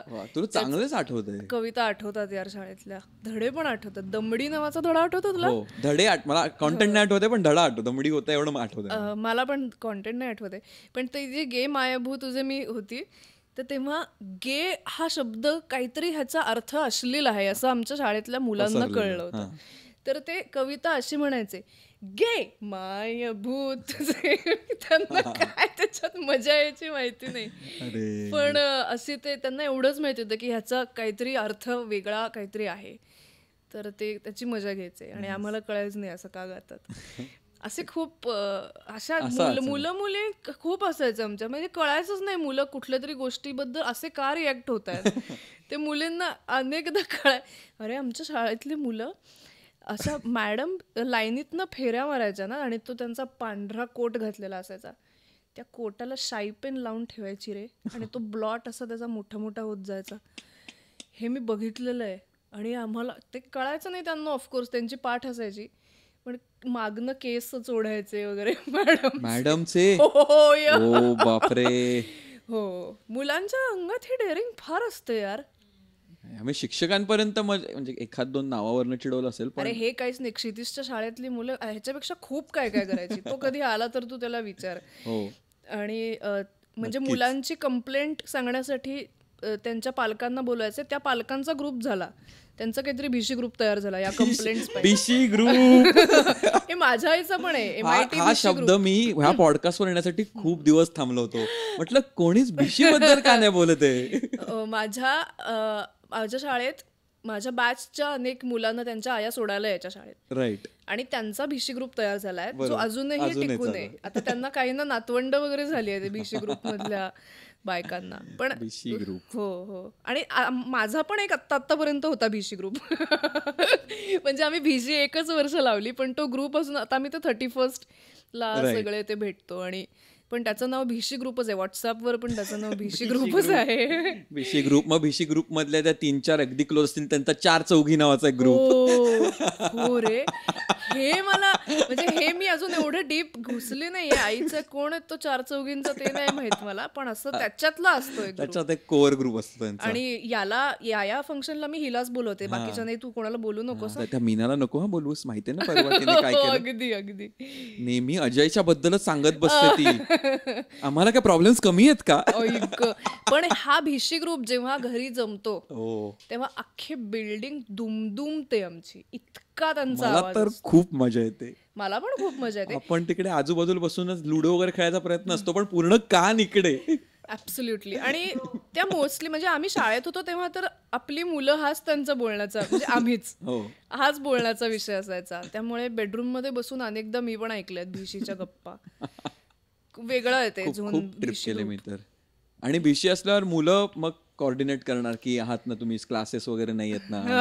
आमची लोकी विदाउट पैशाची MIT भिशी ग्रुपमुळे मला 4थीला स्कॉलरशिपला बसायला लागलं रे. कारण सगळ्यांची मुलं बसली होती आणि म्हणलं मला नाही, सगळ्यांची बसली होती तर मला नव्हतं बसायचं, कारण ती बुद्धिमत्ता चाचणी वगैरे ते नाही. अरे बुद्धिमत्ताच, अरे यार हे शब्द खूप वर्षांनी मला आता.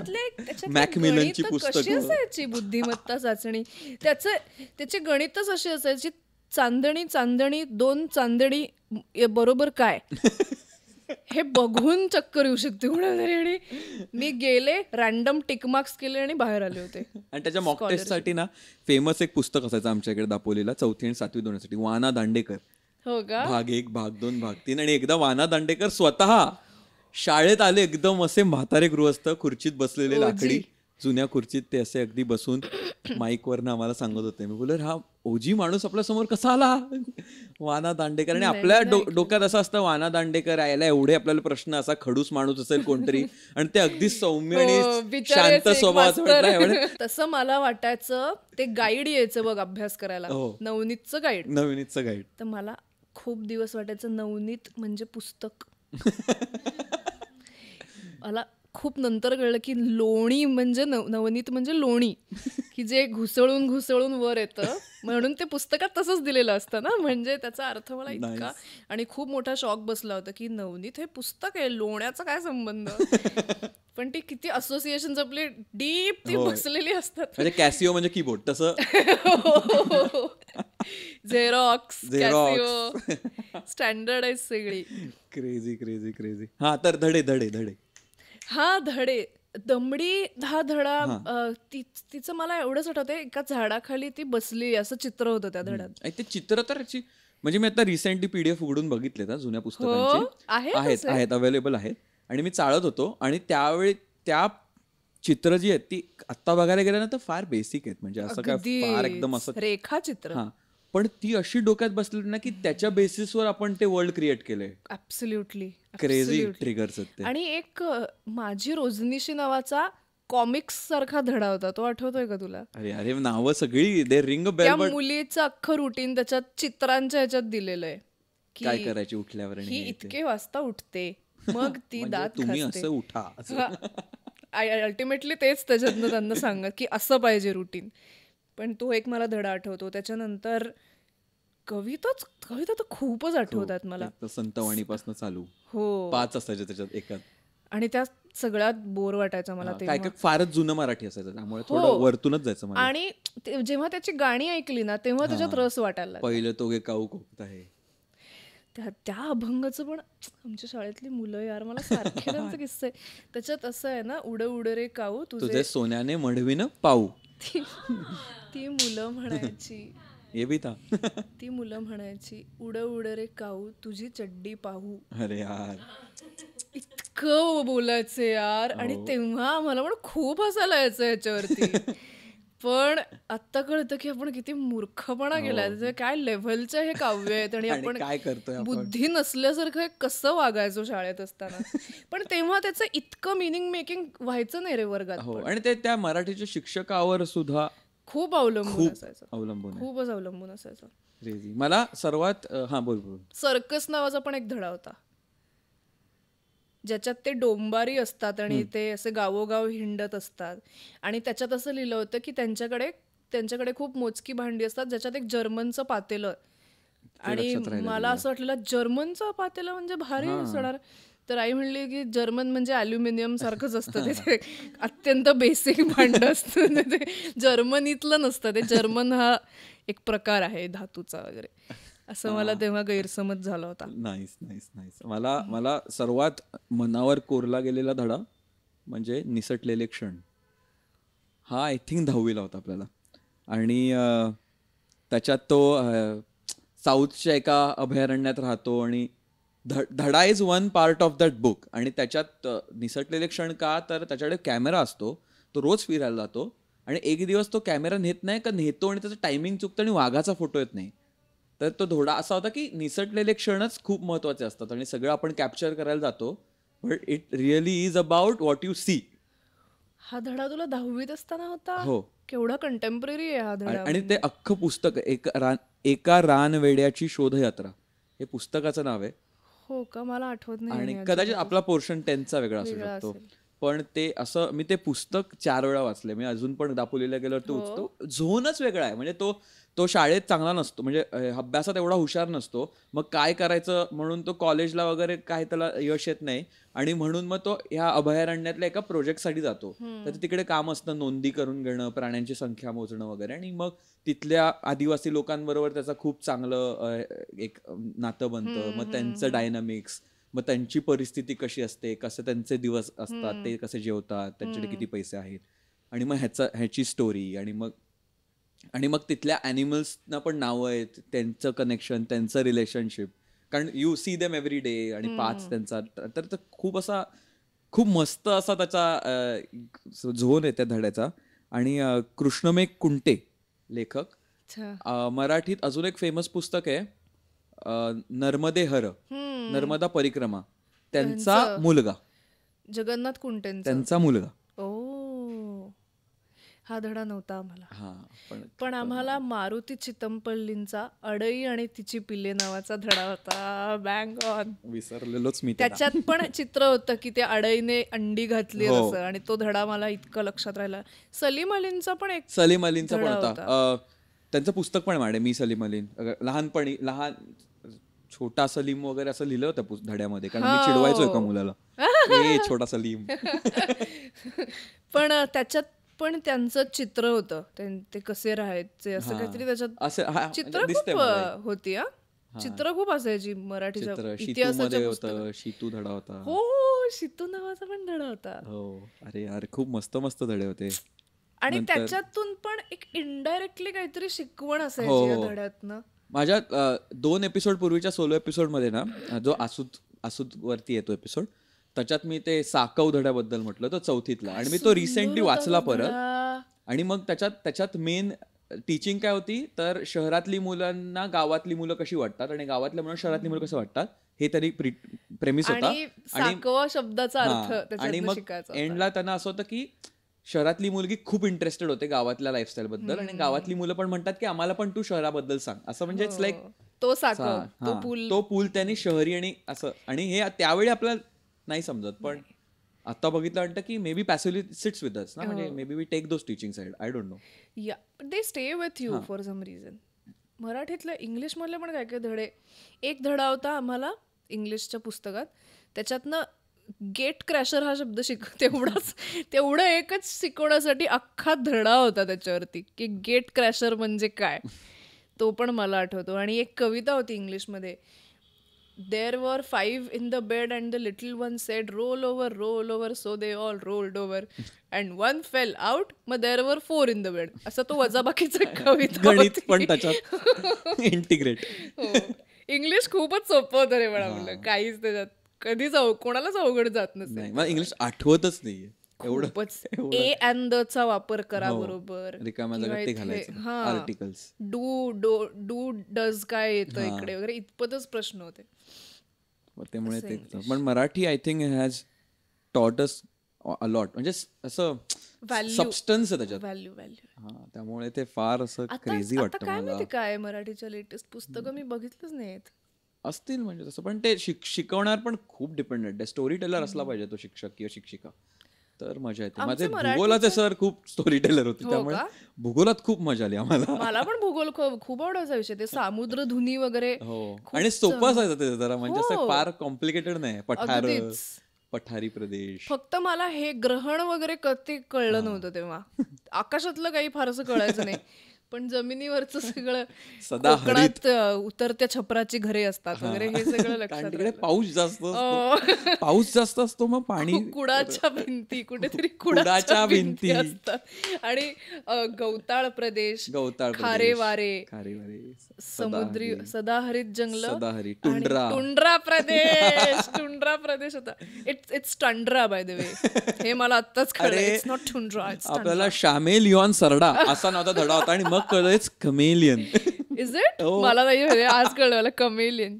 It's chameleon. कमेलियन ह्या शब्दाचा मी वापरच केला नाही फार आयुष्यात. आपला आम्ही शामेलियॉन. मग एक तो मित्र होता आमचा जो वाऱ्याप्रमाणे झुकायचा ह्या ग्रुपमध्ये, त्या ग्रुपमध्ये, मग आम्ही त्याला तू शामेलियॉन सरडायस. हा, आम्ही रंग बदलू गिरगिटच. तो हिंदीत धडा होता आपल्याला, रंग बदलू गिरगिट.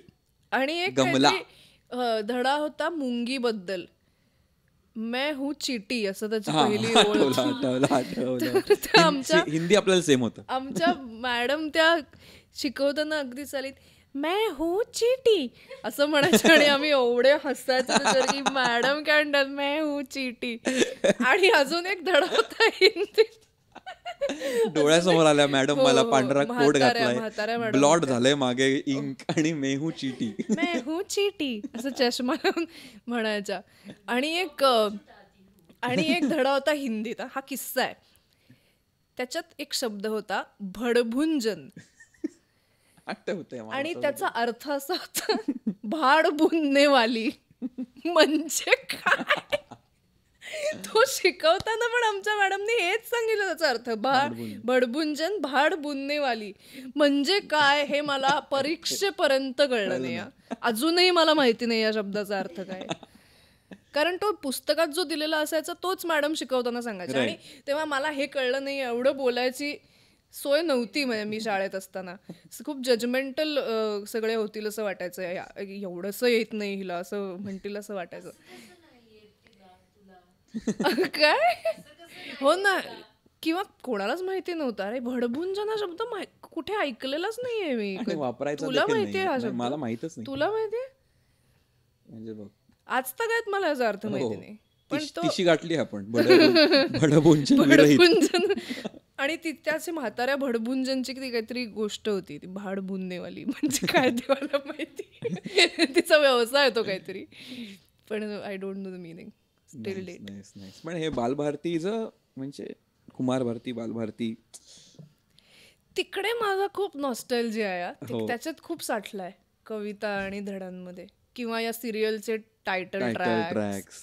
रेडिओवर काय ते स्कूल चले हम लागायचं रेडिओवर, आठवतं तुला? रिसेंटली आम्हाला एका प्रोजेक्टसाठी केस स्टडी होती ती. हो, स्कूल चले केस स्टडी काय होते त्याच्यात? म्हणजे त्यांना ते रेफरन्स म्युझिकली असं का? डॉक्युमेंटरीचा रेफरन्स तसा आहे त्यांचा. आणि मी सकाळी माझा क्लास असायचा 7:30चा, त्याच्यात मी 6:45ला उठून चहा पिऊन क्लासला जायचं, तेव्हा ते लागायचं. आणि मग मी फुल इन्स्पायर होऊन जायचं ऍक्च्युली क्लासला. स्कूल चले हम, येस, असं मला माहिती. ते किती सुंदर होतं यार ते गाणं. किंवा ते पूरब से सूर्य उगा नावाचं एक गाणं होतं, आठवतं तुम्हाला? ते पण भारतीय साक्षरता मिशनचं ते गाणं होतं, ते पण फार सुंदर होतं. ते रेडिओवरती लागायचं. आणि तेव्हा रेडिओवर आम्ही इंग्रजी शिकतो नावाचा एक कार्यक्रम लागायचा. रेडिओ म्हणजे आजोबाच फक्त ऐकायचं रेडिओ, तो फार भारी असायचा. त्याच्यात एक धडा मला आठवतो, त्यांनी शिकवलं होतं, मागच्या रविवारी मी ट्रिपला गेले, हे कसं म्हणायचं तर लास्ट संडे असं वापरायचं. ते शिकवायचा धडा मी इतका मनापासून ऐकला होता, मला तो अजून आठवतो. I went on a trip last Sunday. Where were you last Sunday? Last Sunday I was there. हो, किंवा लास्ट इयर, किंवा लास्ट वीक. लास्ट कसं वापरायचं, आणि लास्ट म्हणजे शेवटचं नाही, म्हणजे गेलेलं, असं त्यांनी त्याच्यातनं शिकवलं. क्यूट असायचे पण रेडिओवरचे पण प्रोग्राम्स. ऍड्स पण रेडिओवरच्या फार क्यूट असायच्या. घ्यावा म्हटलं तोळा तर पोटात येतो गोळा, अशी एक ऍड असायची. की सोनं केवढं महाग झालंय असं काहीतरी त्याच्यातनं. क्रेझी टायटल ट्रॅक्स तर ती तर आहेच, मजबूत ट्रिप.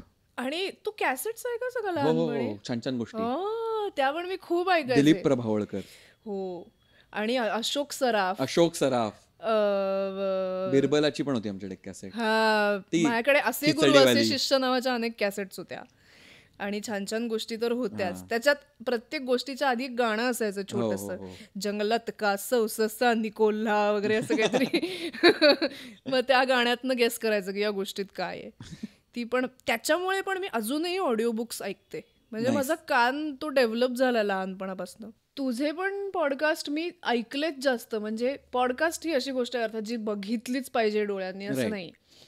तर that is why it is called as a podcast. I think ते आयपॉडवरती यायचे ना, तसं काही ओरिजिनल. सो ऐकायची सवय मला, त्या छान छान गोष्टी. आणि बोलका पोपट नावाची एक कॅसेट होती माझ्याकडे, तर ती त्याच्यात खूप भारी, प्रशांत आमलेनी त्याच्यात एक काही काही गोष्टी सांगितल्या होत्या. आणि त्याच्यापासून मी आत्ता प्रचंड ऑडिओ बुक्स ऐकते. म्हणजे मी वाचली आहेत कमी पुस्तकं, पण ऐकली आहेत जास्त. तर आणि असं वाटतं की सतत बघण्यापेक्षा काहीतरी ऐकलेलं बेटर असतं. कारण डोळ्यांवर आपले ऑलरेडी खूप स्ट्रेस येतो. सोशल मीडिया तर ऐकू नाही शकत, ते बघायलाच लागतं, आणि लागतंच आता ते बघायला. त्यामुळे ऐकण्याचं मला असं वाटतं की बरं आहे, ते मी एन्जॉय करते. कारण बऱ्याच जणांना असं होतं की ऐकायचं लावलं की भरकटतात ते कुठेतरी, कारण सवय नसते ऐकायची, नुसतं ऐकायची, व्हिज्युअल्स न बघता. पण ती डेव्हलप केली ना तर वेगळंच जग येते ऑडिओचं सगळं. ट्रू. आणि तुमच्या इमॅजिनेशनला एवढी चालना मिळते ना त्याच्यात, आपण क्रिएट करतो ना, कारण ते व्हिज्युअल्स सगळे डोक्यात, त्यामुळे फार मजा येते. आणि त्यामुळेच पुस्तकं, इव्हन ऑडिओ किंवा रीडिंग, त्यांचं तेच आहे ना की जरी लेखकाने लिहिलं असलं तरी लेखक is a director. You have your on visuals for that book. It's a very personal thing. Extremely. आत्ताच मी एक नदिष्ट नावाचं पुस्तक आहे स्टोरी टेलवरती, ते ऐकलं. आणि त्याच्यामध्ये नदीच्या आजूबाजूला किंवा नदीमुळे त्या लेखकाच्या आयुष्यात काय काय घडलंय अशी ती गोष्ट होती. तर माझ्या डोक्यात मी बघितलेली नदी आली, आणि त्याचा काठ तो माझा होता फक्त तिथे. तो बाकी कोणाला तसा दिसला नसेल किंवा ती नदी तशी इमॅजिन झाली नसेल. तर एका गोष्टीचे किती स्क्रीन प्लेज होऊ शकतात ऑडिओ बुक्समुळे, आणि प्रत्येकाला ती तशी वेगळ्या लेवलला कनेक्ट होत असेल. फिल्म बघताना पण असं होतं, पण फिल्म मध्ये जास्त स्पून फीड केलं जातं तुम्हाला व्हिज्युअलच दिसल्यामुळे. तर ती मजा मला खूप स्टोरी टेलिंग लिसनिंग मध्ये येते असं वाटतं. Right, because you take one predominant thing out and the audience has to create it for themselves. तर ते खूप मस्त आहे. म्हणजे ते रानवेळ्याची शोधात तर पुस्तक पण ना, ते माझं आहे आणि एव्हरी टाइम आय रीड मी तिथेच जातो. तर ते माझ्या डोक्यात बसलंय ते अभयारण्य. Yes yes yes. अरे अनेक बायका पण सिरियल ऐकतात, म्हणजे त्या बघत नाहीत. राईट. माझी आई पण किचन मध्ये असते आणि ती म्हणते आवाज मोठा असू दे, मी ऐकते. आणि अशा अनेक बायका आहेत, ती म्हणजे आहेच बहुतेक ते आपल्याकडे की बघायची गरज नाही, ऐकून कळतंय काय घडतंय ते. आणि सिरियल्स मध्ये अगदीच म्हणजे स्पून फिडिंग तर असतं. सो बॅकग्राऊंड स्कोर सुद्धा असतो. ऐकायची वेगळी एक ती हे, आणि म्हणजे व्यसन आहे ते. सोडू नाही शकत एकदा ऐकायची सवय लागली की. राईट. सो असंच लागू दे व्यसन ना वायफळच्या लोकांना सुद्धा. हो, मी त्यासाठीच बोलते सगळं. हे सगळं स्क्रिप्टेड आहे माहिती का, अशी स्ट्रॅटेजी आम्ही इकडे व्हाईट बोर्ड वगैरे. मला दिसतात इकडे वाक्य टेलिप्रॉम्प्टर वरती. नाईस. पण हे खरंच त्याच्यात तर मजाच आहे. आणि तेच ते जे पर्सनल जे आहे ना, ते टिकतं, जास्त वेळ राहतं आपल्याबरोबर. असं म्हणून मी पण काही फिक्शन्स मी मुद्दामून वाचतो जे मला जुन्या टाइम फ्रेम मध्ये बसलेले जे फिक्शन्स असतात ना, त्याला खूप म्हणजे दॅट्स माय ट्रिप.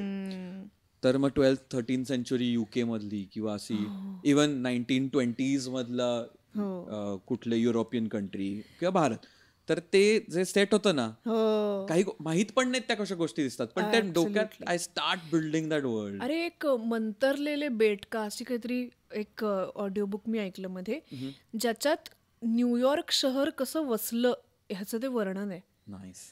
अरे काय दिसतं म्हणजे ते ऐकताना, आणि फुल कल्पना राज्यात आपण जातो. कारण वेगवेगळ्या देशांमधून वेगवेगळे कारागीर तिकडे येऊन मग कशा एक लेन्स त्याच्या, ही चर्मकारांची लेन, मग इथे सगळे दागिने करणारे बसतात, इथे सगळे विणकर बसतात, अशी इतकी वर्णनं त्याच्यात जुन्या न्यूयॉर्कची आहेत. म्हणजे it is dreamy, kind of a dreamy thing it is, ते इमॅजिन करणं. आणि कुठल्याही म्हणजे हे तर आता जागेचंच वर्णन आहे म्हणून, पण अशा जुन्या एक 60व्या दशकात वगैरे लिहिलेल्या गोष्टी आहेत ना, चाळीतला असतो त्यांचा सेटअप, आणि शेजारच्या लोकांशी त्यांचे संबंध आत्तापेक्षा खूपच घट्ट, आणि म्हणजे त्या सगळ्यातनं ते दिसतं ना आपल्याला. आणि मी तर चाळीत राहिली आहे दादरला, त्यामुळे या काळातल्या गोष्टी एकदम मला खूपच मजा येते. कारण त्या दिसत नसतात, आपल्यावरती असतं त्याच्यातलं विश्व उभं करणं. सो फारच फॅसिनेटिंग आहे. आणि तसं मला कोकणातल्या गोष्टींबद्दल होतं, कारण मग तिकडे रेफरन्स इज ऑल्सो रिअल, तर मग ते वेगळंच आहे का फ्लेवर. हो. आणि ज्यांना माहिती नाही, आता मी मध्ये कुठलं ते पडघवली नावाचं गोनी दांडेकरांचं आय थिंक ते तू शेअर केलं होतं. अरे काय उभं राहतं ते गाव, म्हणजे मी सांगूच नाही शकत. आणि तसं आता नाही बघायला मिळणार आहे. तेव्हा मग त्या गावाचीच गोष्ट अशी आहे की ते कसं हळूहळू बेचिराख होत गेलं, लोक शहराकडे गेली, सगळ्या बागा गेल्या सुपारीच्या वगैरे, त्याच्याबद्दलच ती गोष्ट आहे. मग हे आपल्याला कधी कळणारच नाही जर आपण हे ऐकलं नाही आणि वाचलं नाही तर. असं होतं. आणि मला तर त्या काळात जावंसं वाटतं. म्हणजे मला टाइम मशीन मिळालं तर मी I will go back in time. मला पण जुन्या गोष्टी, आणि मला ह्याचं पण एक वेगळीच क्रेज आहे, जुन्या दुकानांवरची नावांच्या पाट्या जुन्या. हो. ते बघितल्यावर मला असं, अरे पुण्यात अजून अशी आहेत काही दुकानं खूप जुनी, आणि त्यांनी पाट्या तशाच ठेवल्यात. खूप मस्त वाटतं ते मला. आणि आतलं फर्निचर पण इव्हन खूप जुनं असतं. मी अलीकडेच एका दुकानात गेले होते, वेगळंच रे तेव्हाचा सेटअप. आता असं चकचक असतं ना सगळं, तेव्हा त्या लाकडी स्पेसिफिक ती कपाटं, त्याचं त्याच आकाराचे सगळे कप्पे, त्याला काचेची स्लायडिंगची दारं, त्याचा आवाज येतो छोटासा. काही काही दुकानं ती जरूर बघ, किंवा जे लिस्नर्स पुण्यात आहेत त्यांनी नक्की अशा दुकानांना भेटी द्या. बनवी मध्ये पण जे अशोक सराफ जिथे काम करत असतो ते दुकान बघितलं, ते असं नाव दॅट इज माय, किंवा ते तिचं ऑफिस त्या बॉसचं. तो फोन बनवामध्ये किती सालातला सिनेमा असेल? आय थिंक जन्माआधीचा, आपल्या 80s मधला आहे बहुतेक. नाही यार, लगेच मी फोन काढून इथे आपण बघूया, कारण की I think it is quite old. विचार. हो, तिचा चष्मा, टिकली आणि लिंबू कलरची साडी, अशी बनवी 1988. मी तेच म्हणलं. नाही 1988. हो का? 5 वर्ष आधी जन्माच्या माझ्या. अरे काही 4 वर्ष तुमचे. हे सगळे पिक्चर सह्याद्रीवर लागायचे 4 वाजता रविवारी, तेव्हा बघितले गेलेत. आता काही दिसत नाही. बनवा बनवी एक लागतो अधनमधनं, पण आता टीव्हीच तो युट्यूबवर आहे म्हणून मी तिथेच भेटलाय. प्राचीला पण दाखवलंय, खूप मजा येते. तू पण बघितलास ना? म्हणजे we had to finish it in 5 sittings, कारण थोडा मोठा चित्रपट आहे. केबलवर लागायचं तेव्हा हा ऑप्शनच नव्हता. नाही काहीच नाही. पॉज पण नाही करता यायचं तेव्हा. मिस. हो, आणि अशोक सराफ, लक्ष बेर्डेचे असं मिस नाही करू शकायचे मी तर पिक्चर. हो, जेवण डायरेक्ट तोंडात. आता जे रेग्युलर झालंय यार. हो, आता रेग्युलर लोक.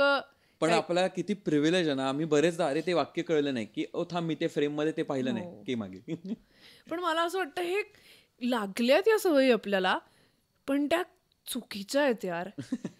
म्हणजे खाता खाता एका वेळी 2 गोष्टी करू नये हे आपल्याला किती लहानपणापासून शिकवलेलं असतं. पण आता पीपल लाईक लागतच काहीतरी समोर चालू.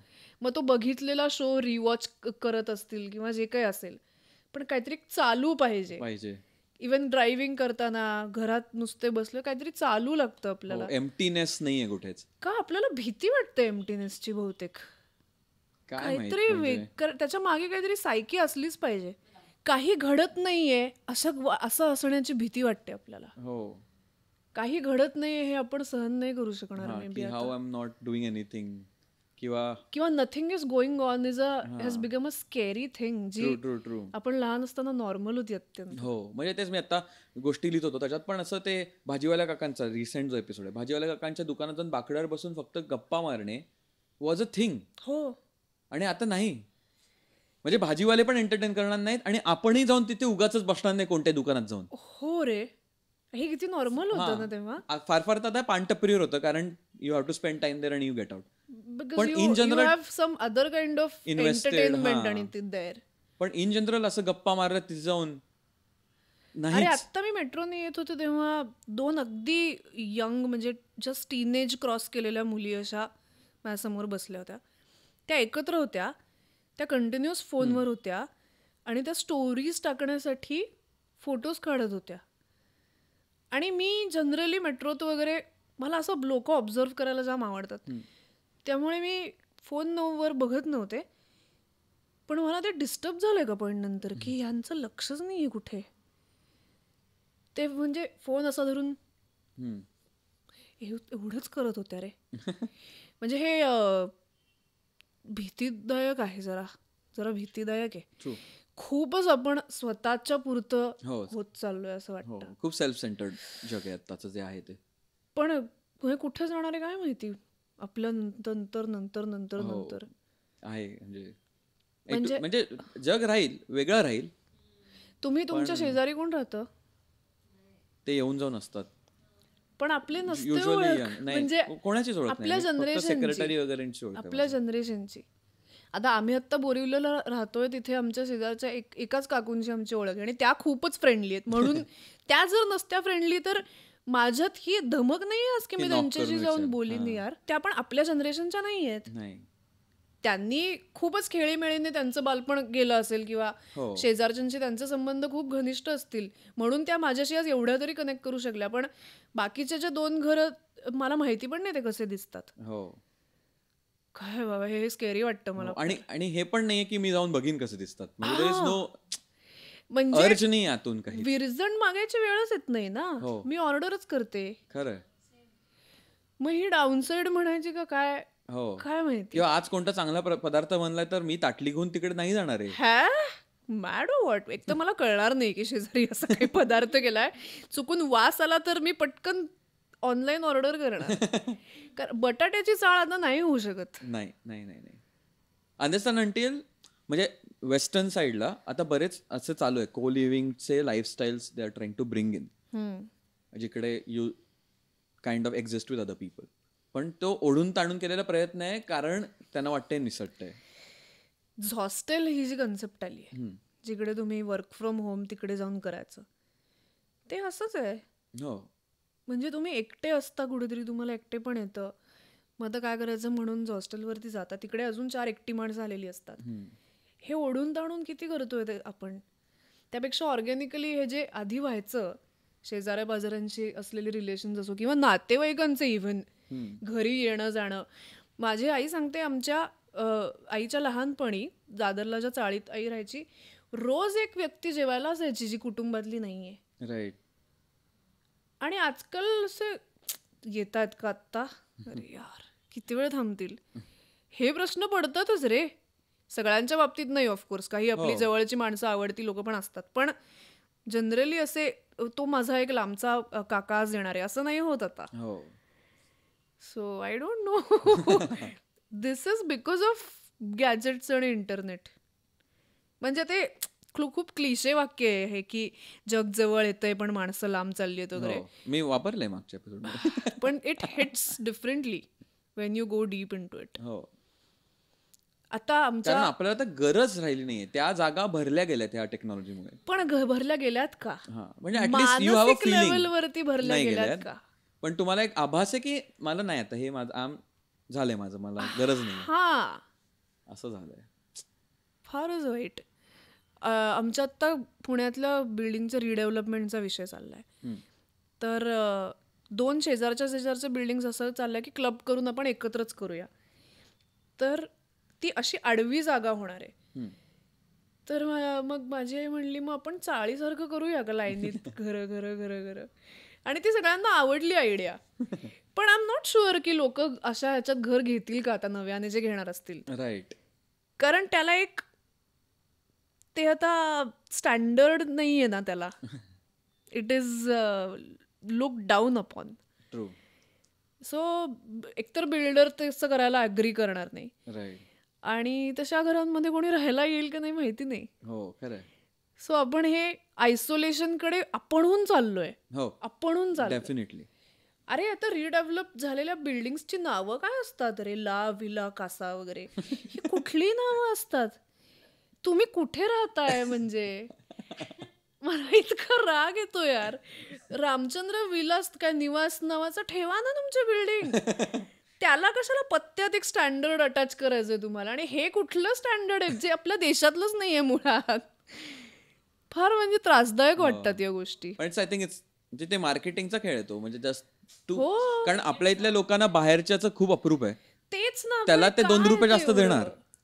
ते काय, ते कुठून येतं आणि त्याला इतकं पोंगाळतो का आपण, हे मला नाही कळत. आय थिंक हे आपल्या ना कल्चरमध्ये खूप डीप रूटेड आहे. हे हायपोथेसिस झालं कारण आपला काही अभ्यास नाही त्या विषयावर. पण आय थिंक आपल्यावर जसं इंग्रज येऊन गेले ना, तर त्यामुळे आपल्यासाठी ते म्हणजे प्रीमियम. गोरे is something higher to you. त्याला तो प्रीमियम टच आहे. त्यामुळे पण तो काढायला तर there is no way to go back. नाही आता असंच. आणि किती थांबायचं की ते सर्कल असतं ना, जुने दिवस परत येतात, मग परत हे होतं ते होतं.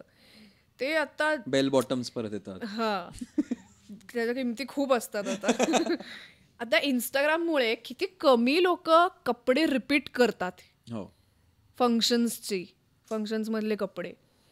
आता ज्यांना परवडत नाही त्यांनी काय करायचं यार. आणि ज्यांना हाऊस नाहीये, किंवा परवडत नाही सोड, ज्यांना हाऊस नाहीये, ज्यांना कळत नाही त्याच्यातलं, त्यांनी काय दरवेळी फॅशन डिझायनरला विचारायचं की आता काय घालू, नंतर काय घालू. कारण ती पोस्ट टाकायची एक.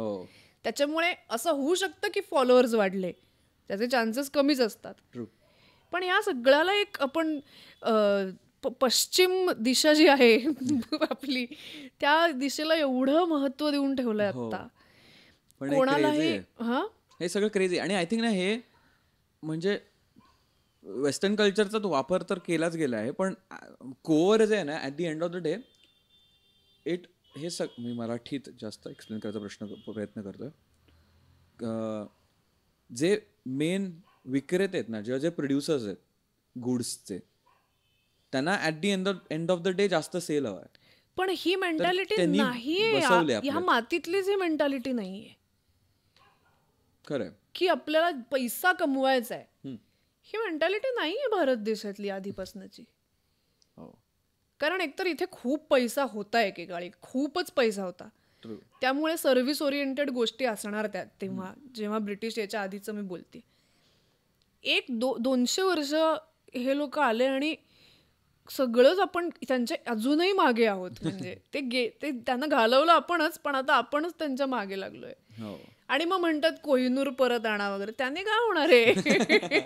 तो आणून ठेवला तरी त्याने काहीच फरक पडणार नाहीये. तुमच्या व्हॅल्यूज तुम्ही जोपर्यंत परत आणत नाही.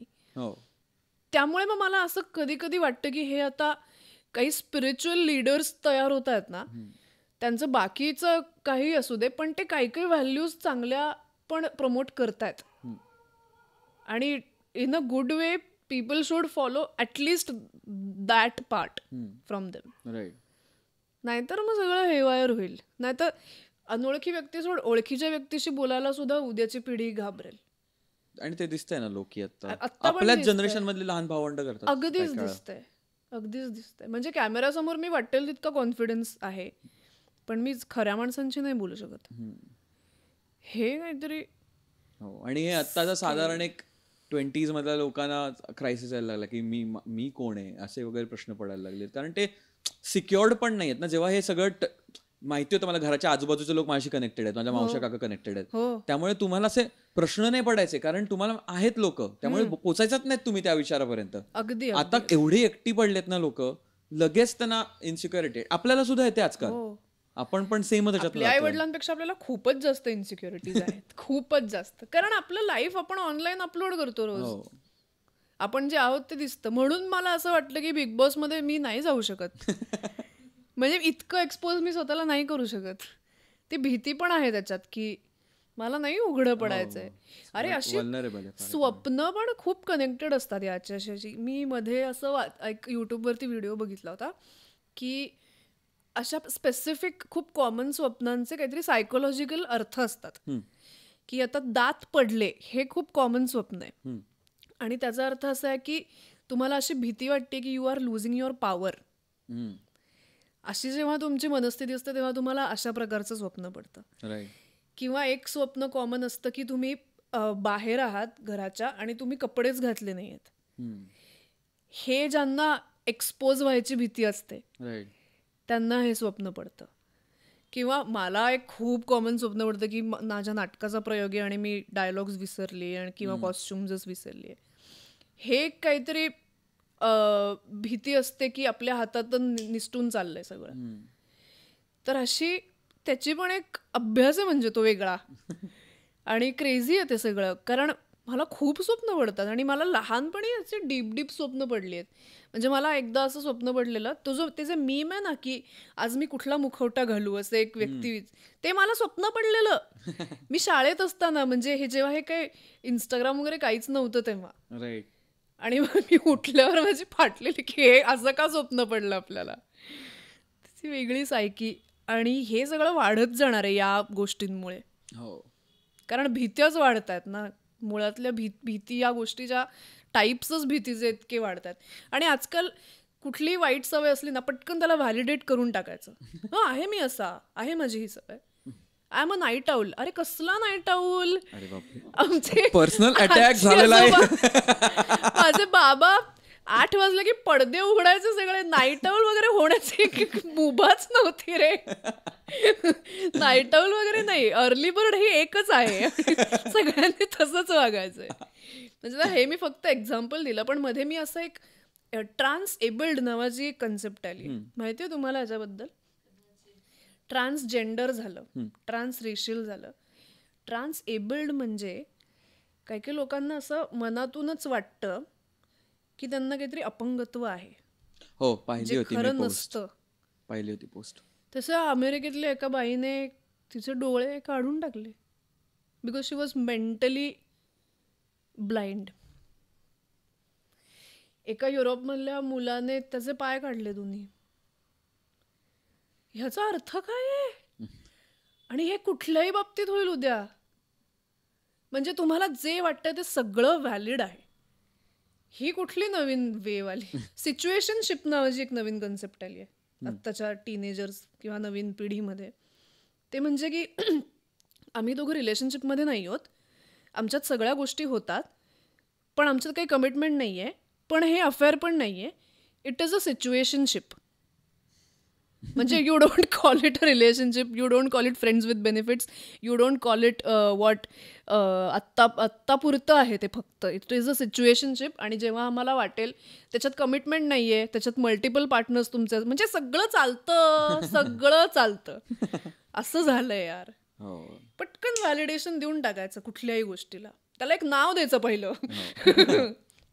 It is a situationship, it is transability. Okay, चाललंय जग वेगवेगळ्या दिशांकडे, वेगळाच. पृथ्वी आता उलटी उद्या फिरायला लागली तरी आश्चर्य वाटायचं काही, तिचं आहे तसं, ती तशीच आहे प्लीज,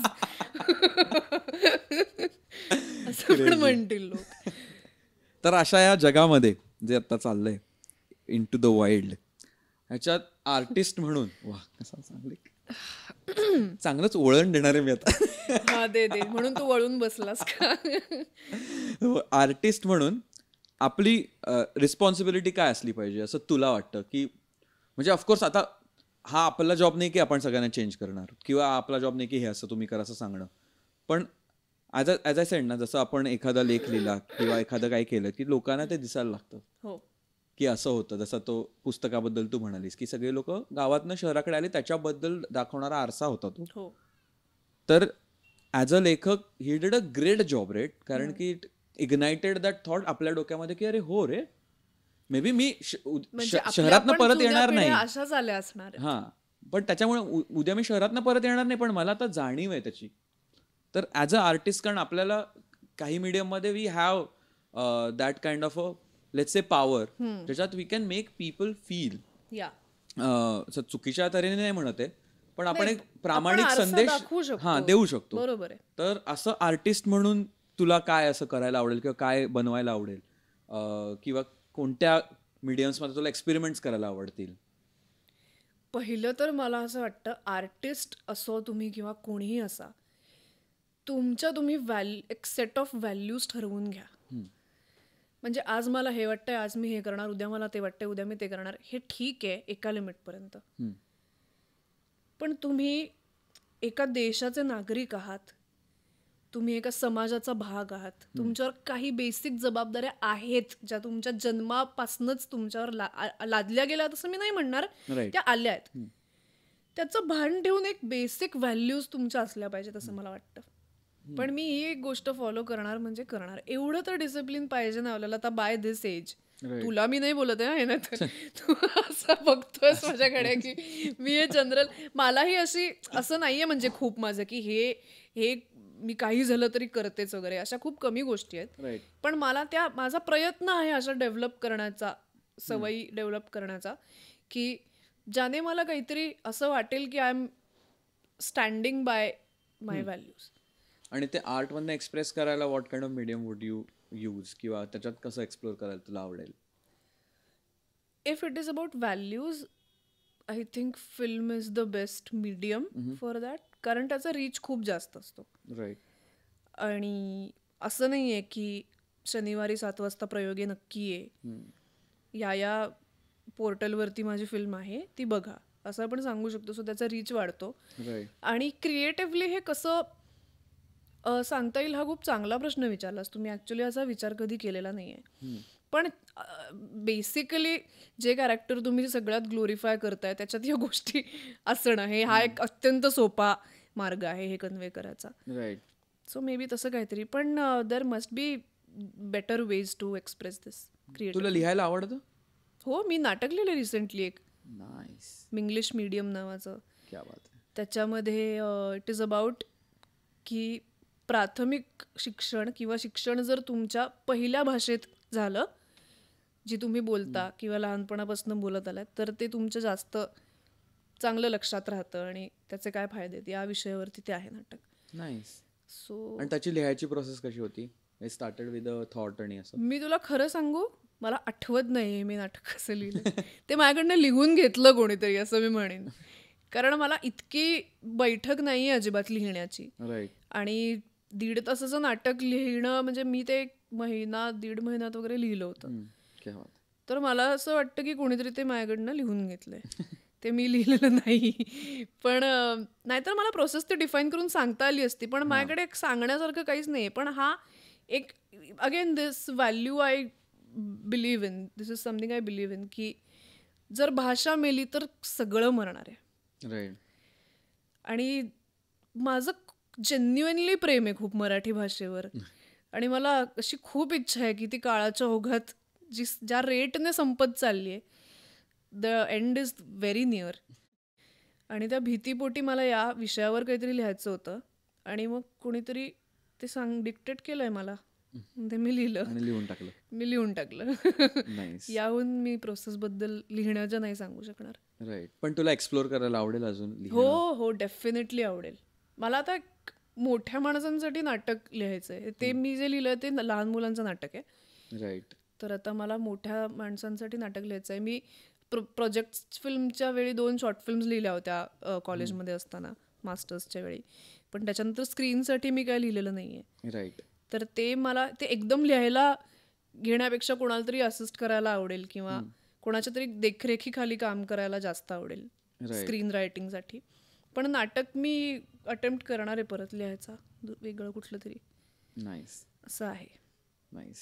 आणि आत्ता काय चालू आहे क्रिएटिव्हली असं फुलफिलिंग? आत्ता आम्ही एक कोर्स डिझाईन करतोय एका शाळेसाठी. थिएटर वर्कशॉप नाही, पण it is a proper course followed by a production. Right. तर ते आम्ही डिझाईन करतोय. तर ते खूप मजेदार असं आहे आत्ता काम चालू, कारण ते एक 7वी, 8वी, 9वीच्या मुलांसाठी आहे. आणि मी खूप वर्कशॉप्स केलेत नाटकाचे, सो खूप मजा येते ते सगळं करायला. आणि त्याचे जो कंडक्ट करत असतो त्याच्याबद्दल एक वेगळंच काहीतरी फिलिंग असतं की हा कोण आहे, ह्याने आत्ता मला काय केलं.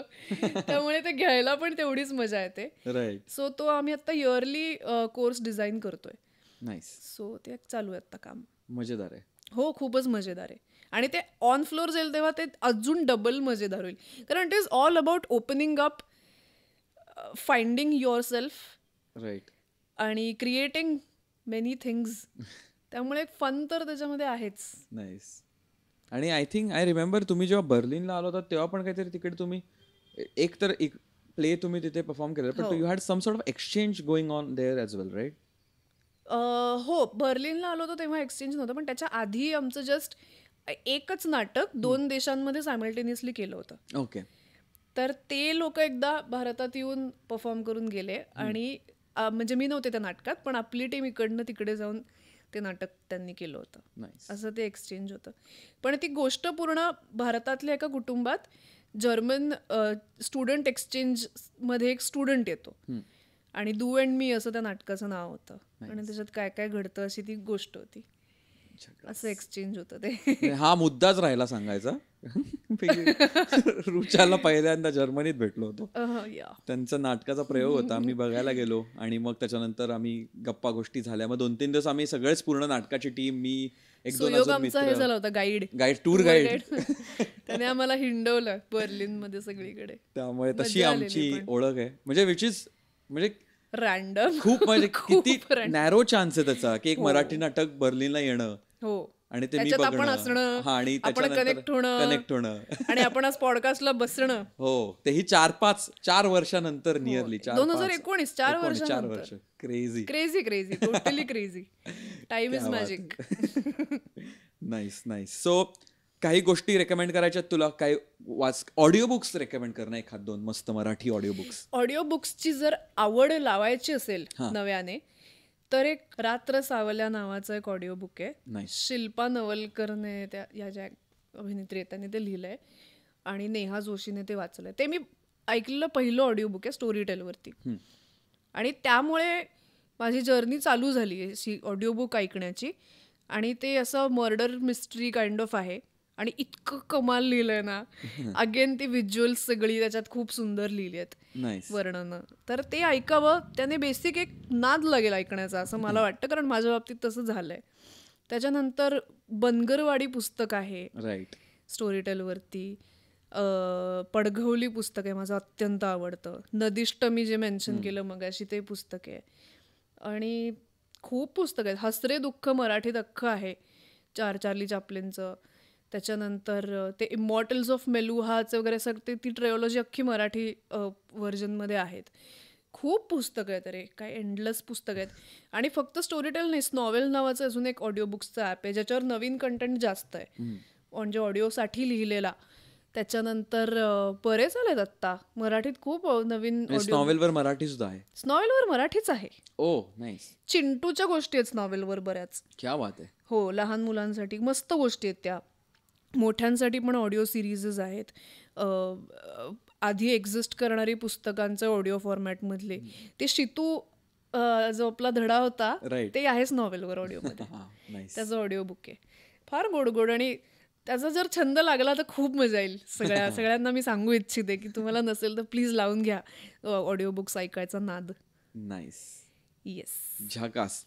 तर आय थिंक आपलं मस्त असं बालभारती कुमार भारती याच्या अराउंड आणि ऑफकोर्स बाकीच्या ज्या गोष्टी बोलल्या मस्त मस्त एक ट्रिप झाली. येस. आणि मला तर ते धडे, कविता, ते जग म्हणजे मला आत्ता ती पुस्तकं वाचावीशी वाटतात रे, काढून कवर घातलेली पुस्तकं आणि ते बाकावर बसून कोरीव काम, बाकावरचं कोरीव काम. कर्कटक कशासाठी येतं? नावं लिहिण्यासाठी बाकावर. आणि खाली चिकटलेली च्युइंगम्स हाताला लागणं. रे रे रे.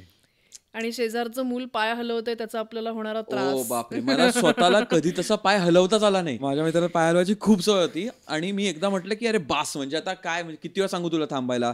आज आता मीच सुरुवात करतो असं करायला. आणि मी आपला असा पाय वर खाली, मला जमतच नव्हतं. अरे पण ते ठरवून नाहीच करताय, रिदम येतच नव्हता. मी बोला हे काय, कसं करताय ते लोक?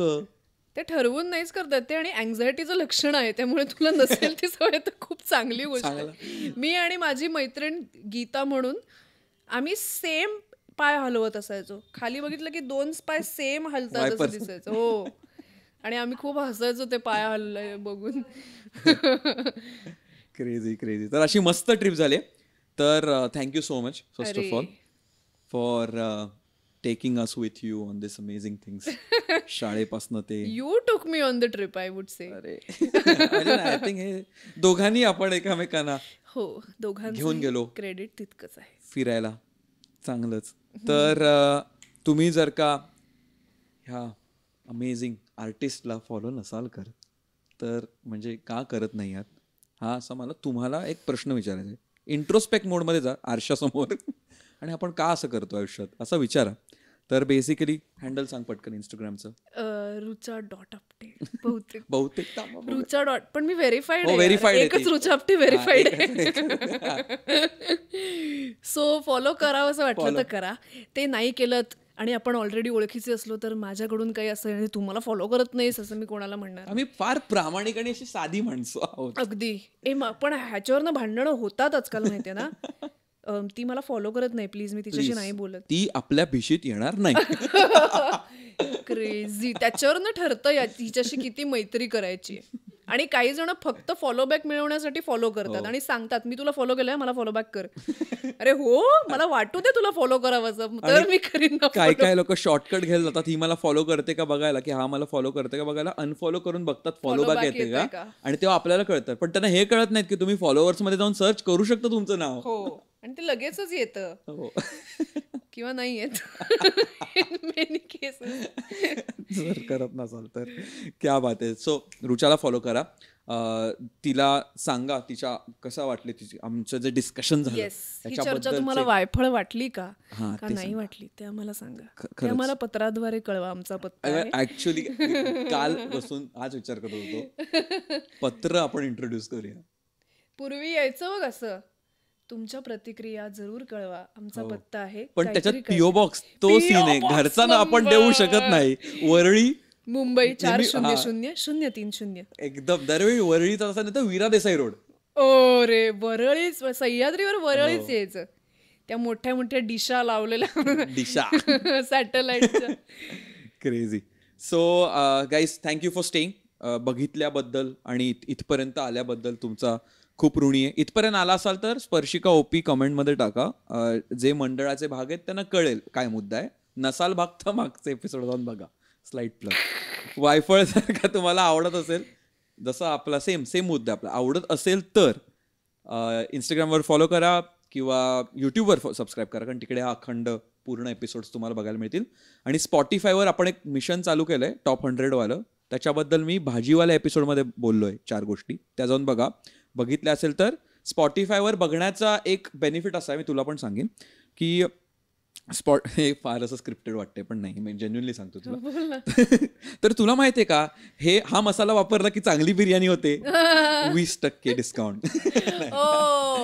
तर स्पॉटिफायवर काय आहे, स्पॉटिफायवर आपली पॉडकास्ट, मी फारच पसरलोय आज, एक शर्ट पण मोठ्या साईजचा घेतलाय चुकून. तू खूप लोड घेतोय स्क्रिप्टेड वाक्य बोलण्याचं असं वाटतं. बोल, घामाघूम झालो नाही. तर स्पॉटिफायवरती आपली पॉडकास्ट व्हिडिओमध्ये येते.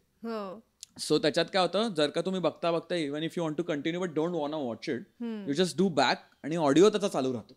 त्यामुळे it's best of both world. जर का तुमच्याकडे युट्यूब प्रीमियम नसेल, माझ्याकडे आहे, त्यामुळे मला हा प्रॉब्लेम येत नाही. आम्ही गरीब माणसं.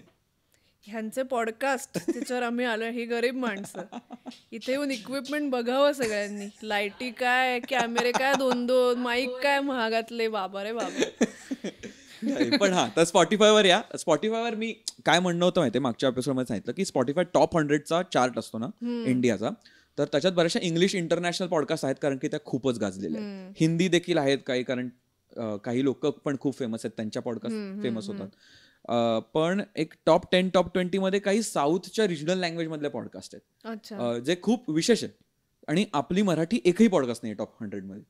तर असं नाही की आपली मराठी असली पाहिजे, पण जर का तिथे आपण आलो, आपला रिप्रेझेंट झालं आपण तिथे, तर चांगली गोष्ट आहे. तर हे मी कसं ट्रिगर दिला होता लोकांना. वायफळ तिकडे आलं तर एकदम बाप होईल, पण असं काय जबरदस्ती नाही आपली. नाही, आपण करू ना ट्राय आणायचं.